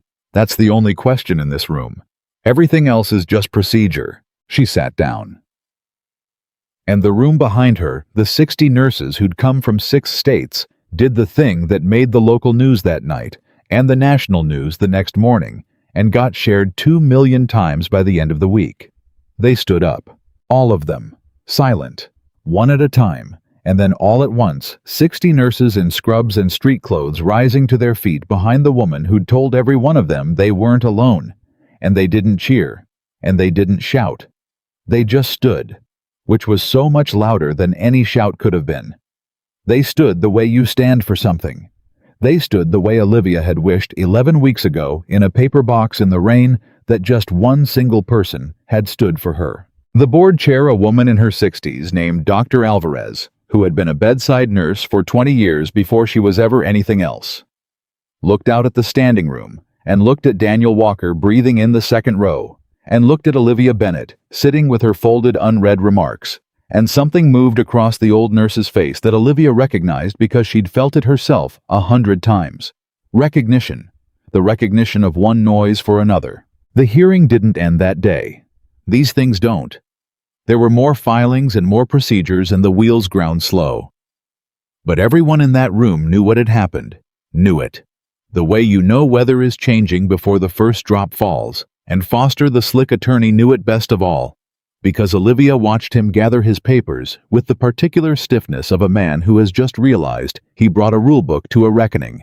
3 weeks later, the state board dismissed every complaint against Olivia Bennett's license. The written decision when it came was dry and legal and 11 pages long, and Olivia read it twice, like she read everything. And buried in the middle of page 7 was a single sentence that she cut out and framed and hung in the Foundation's office, where every nurse who ever walked in could see it. Dr. Alvarez had written it herself. It said that the board found no violation, and it said why, and the why was this: that the purpose of a nursing license is to protect patients, and that a nurse who risks her career to save a patient's life is not violating the purpose of her license, but fulfilling it in its highest form. The hospital dropped the HIPAA suit the same week, quietly. No statement this time. They just let it die because the PR department had finally caught up with the legal department and explained to them in small words exactly how a lawsuit against a nurse who'd been publicly vindicated by 2 million people was going to go. And Gerald Dorsey and Dr. Raymond Hollis, who had been on leave pending investigation, were quietly not brought back. Olivia found that out from Angela, who still worked at the hospital, who called her one evening just to talk and mentioned it in passing, like it was nothing. Like it wasn't the closing of a circle that had started in an administrator's office on the worst morning of Olivia's life. Dorsey had taken a package and gone. Hollis had resigned before they could finish the investigation. And the hospital, chastened, embarrassed, dragged into the light, had done the one thing Olivia had actually wanted from the very beginning, the thing she'd wanted more than an apology or a settlement or her job back. They'd changed the policy. They'd instituted a formal process, Angela told her, for nurses to escalate safety concerns over a physician's objection without fear of retaliation. They'd named it unofficially after the incident that caused it. The nurses called it the Bennett Rule. And Angela said that just last week, a young nurse on the night shift had used it, had flagged a deteriorating patient over a resident's hesitation, and been backed up instead of punished, and the patient had lived. "Because of you," Angela said on the phone, her voice thick. "That patient's alive because 8 years of them ignoring you finally turned into a rule that made them listen. You did that, Liv, from the outside. You fixed the place that fired you, and you never even had to walk back in." Olivia sat with the phone against her ear and didn't say anything for a long moment because there was too much in her chest to fit through her throat. She thought about the woman in the rain. She thought about the paper box and her mother's photo going soft and the certainty that doing the right thing had destroyed her life. She thought about how that woman could not possibly have imagined this, a rule with her name on it, in the very building that threw her out saving strangers she'd never meet on nights she'd never work. "No," Olivia said finally softly to Angela. "We did that. All of us. Every nurse who stood up in that room. Everyone who called the hotline scared and called back brave. I was just the noise that got loud enough for the rest of you to hear." That night she went to the Walker house because that was home now, whether or not anyone had said the word out loud yet. And Ethan met her at the door and read her face the way he'd learned to, and didn't ask any questions. Just pulled her inside and held her in the hallway while she finally let herself feel the size of what had happened. Daniel was there whole and healing and healthy. Lily was there already running down the hall shouting that the soup lady was here. And Ethan Walker held Olivia Bennett in the warm, loud house that got better every time she came and murmured into her hair, "It's over. You won. It's really over." "It's not over," Olivia said, muffled against his chest. And she was crying and laughing at the same time, the way she seemed to do most things now. "There are 10,000 more nurses out there who need the hotline. It's never going to be over. That's the whole point." Ethan pulled back and looked at her, and there was that real smile, the one Lily had told her about, the one where the eyes weren't sad anymore. "No," he agreed. "I guess it's not. But this part, the part where they tried to take you from us, that part's over. They lost. You get to keep everything now. The foundation, your license, Daniel, Lily." He touched her face. "Me. If you want me, you get to keep all of it, and nobody gets to file a single piece of paper about it ever again." And Lily, arriving at speed and wrapping herself around Olivia's legs, looked up with her father's dark eyes and delivered the verdict of the entire ordeal in the way that only she could. "The bad people didn't get the soup," Lily announced, fierce and satisfied. "I knew they wouldn't. The soup always wins. The soup always wins, Lily said. And for 6 months, it looked like she was right about everything. The foundation didn't just recover from the lawsuit that was meant to kill it. It exploded. Because the thing the hospital's lawyers never understood, the thing Slick Foster never put in his 40-minute presentation, was that trying to destroy Olivia Bennett in public and failing was the best advertisement a nurses' rights foundation could ever have. Every nurse in America had watched a hospital try to take a hero's license for saving a life, and every nurse in America had watched 60 of their own stand up in silence and beat them. That story didn't die. That story became a fire. By the time winter turned to spring, the hotline had chapters in 19 states. 19. Olivia had a wall in the 9th floor office, and every time a new chapter opened, she put a pin in a map, and there were mornings she'd come in early just to stand in front of that map with her coffee and count the pins and not quite believe her own life. Priya ran the Arizona chapter now.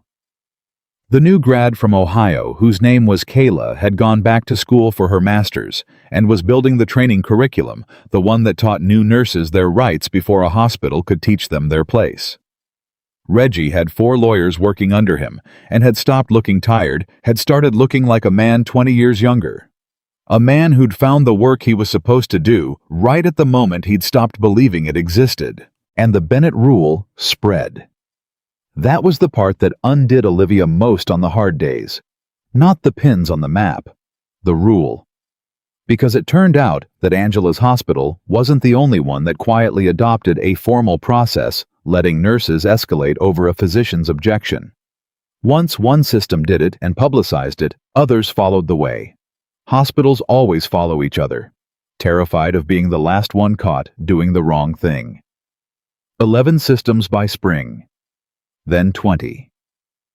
A rule born from the worst morning of Olivia's life, quietly rewriting how care worked in hospitals she'd never set foot in, saving patients whose names she'd never know on the strength of a nurse they'd once handed a cardboard box. She used to lie awake in the rain doing math about $1,100 against a whole life. Now she lay awake doing a different math, and it never came out to a number she could hold. How many patients does a rule save in a year? How many across 20 hospital systems?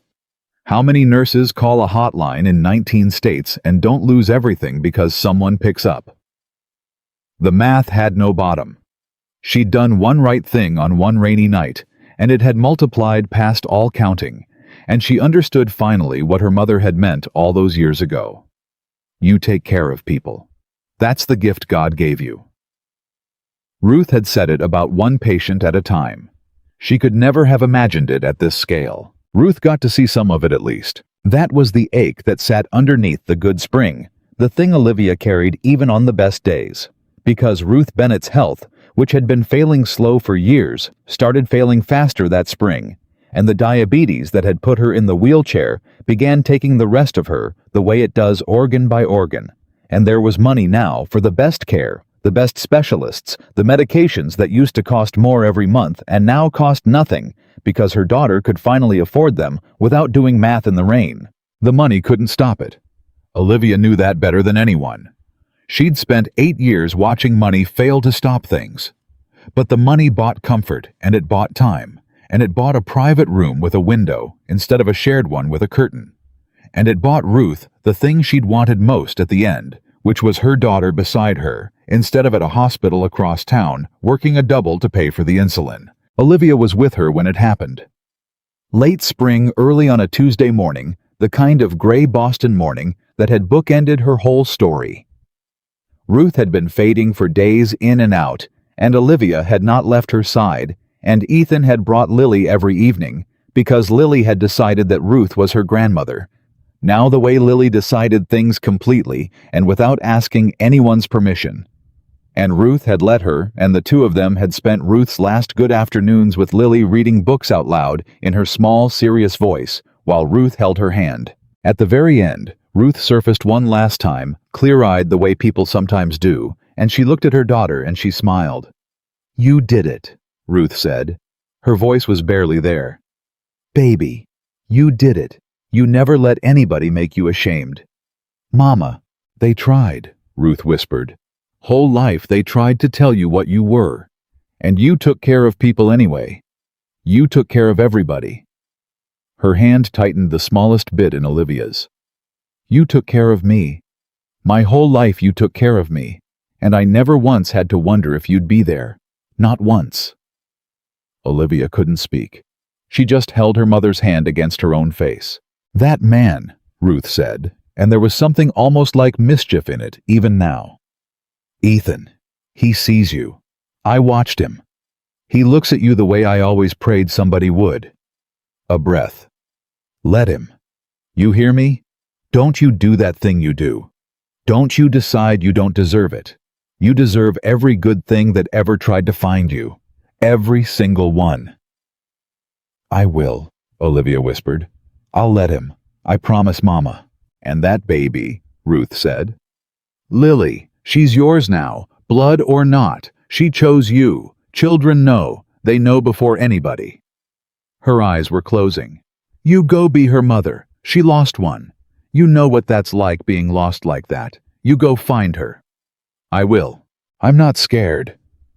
Ruth said so quietly. Olivia had to lean in. I want you to know that. I did the thing I was here to do. I raised a daughter who saves people. That was the whole job. And I did it. A last small smile. I'm not scared, baby. I'm proud. I'm just so proud. Ruth Bennett died a few hours later with her daughter's hand in hers, and the morning light coming gray through a window her daughter had bought her, and it was the hardest thing Olivia had ever survived, and she would not have traded those last days for anything in the world. Ethan was there within the hour. He didn't say the useless things people say. He'd buried both his parents, and he knew there was nothing to say. He just held her in the hallway of the hospital the way he'd held her the first time, and he let her come apart, and he stayed. And Lily, 7 years old, who understood loss better than most adults, because it had found her too early, climbed into Olivia's lap that night without a word, and put her small hand flat on Olivia's chest right over her heart, the way Olivia put her hands on people for a living, and she said, I'm going to take care of you now, like you take care of everybody. It's my turn. Olivia Bennett, who had spent 33 years being the one who held everyone else up, let a 7-year-old hold her up and understood that this was what family was. Not blood, not paperwork, just people who decided completely and without asking permission that they were yours. She grieved for a long time. Grief doesn't run on a schedule, and Olivia didn't try to make it. But she did the thing she'd promised.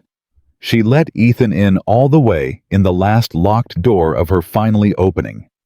And when he proposed months later, he did not do it with a ring and a glass of champagne or a jumbotron or any of the things a billionaire could have done.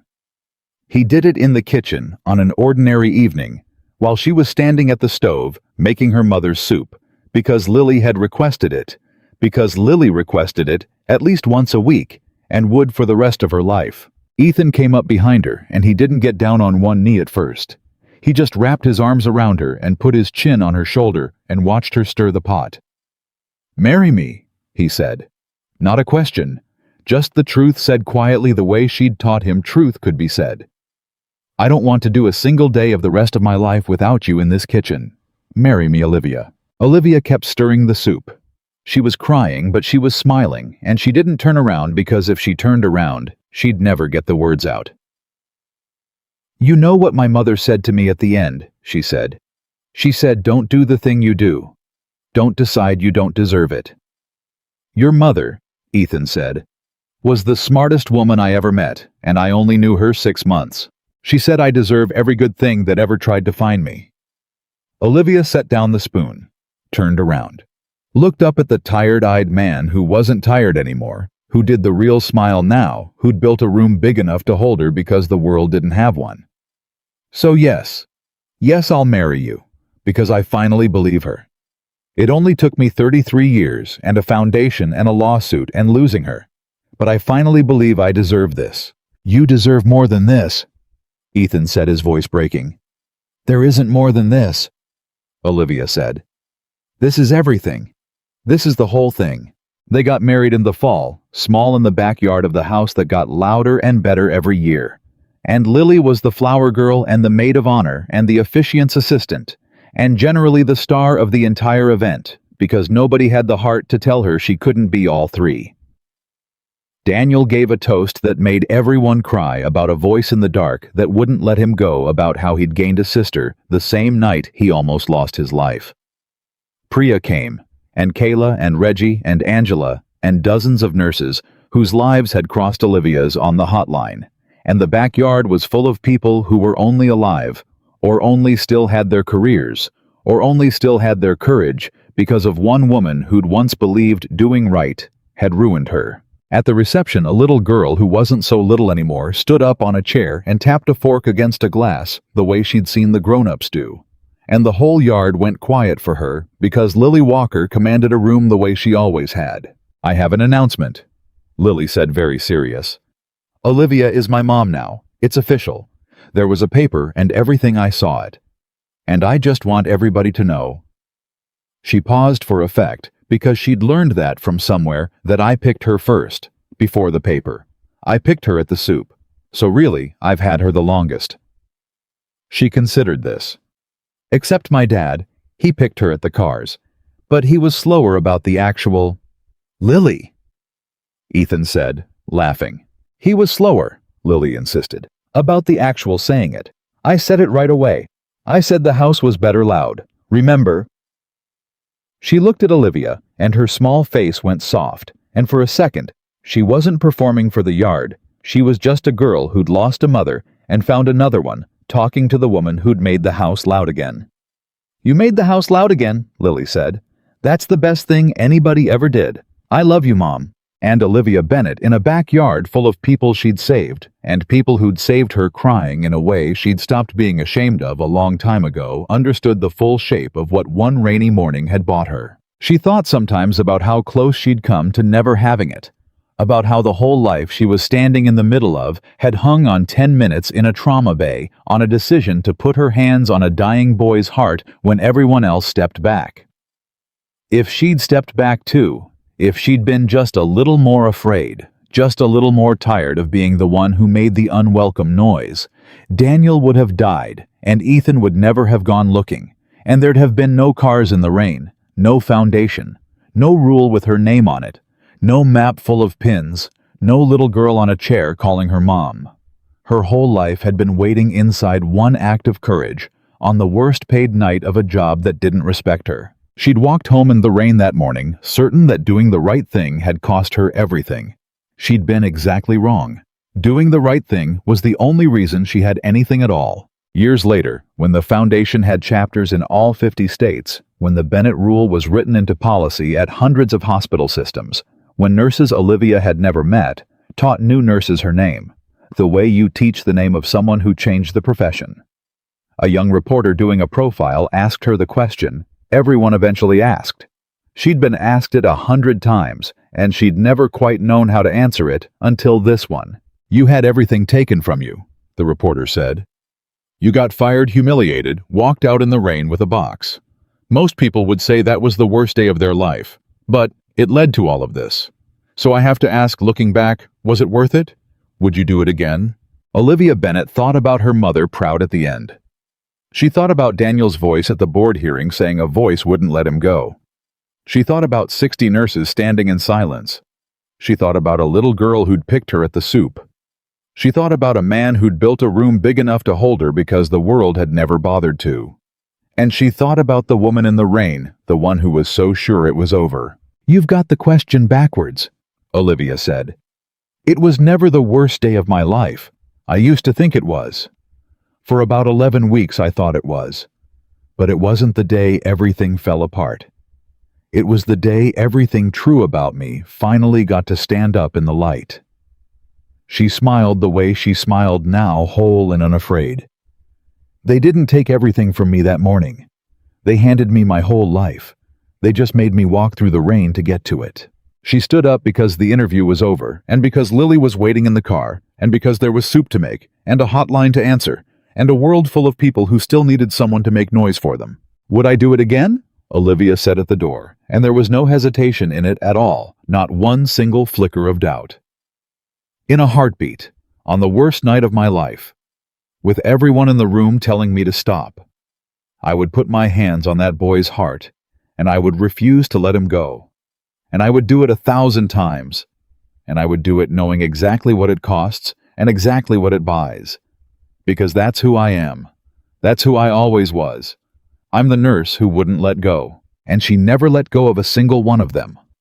Not the patients, not the nurses, not the daughter, not the man. Not one for the rest of her long and loud and beautiful life.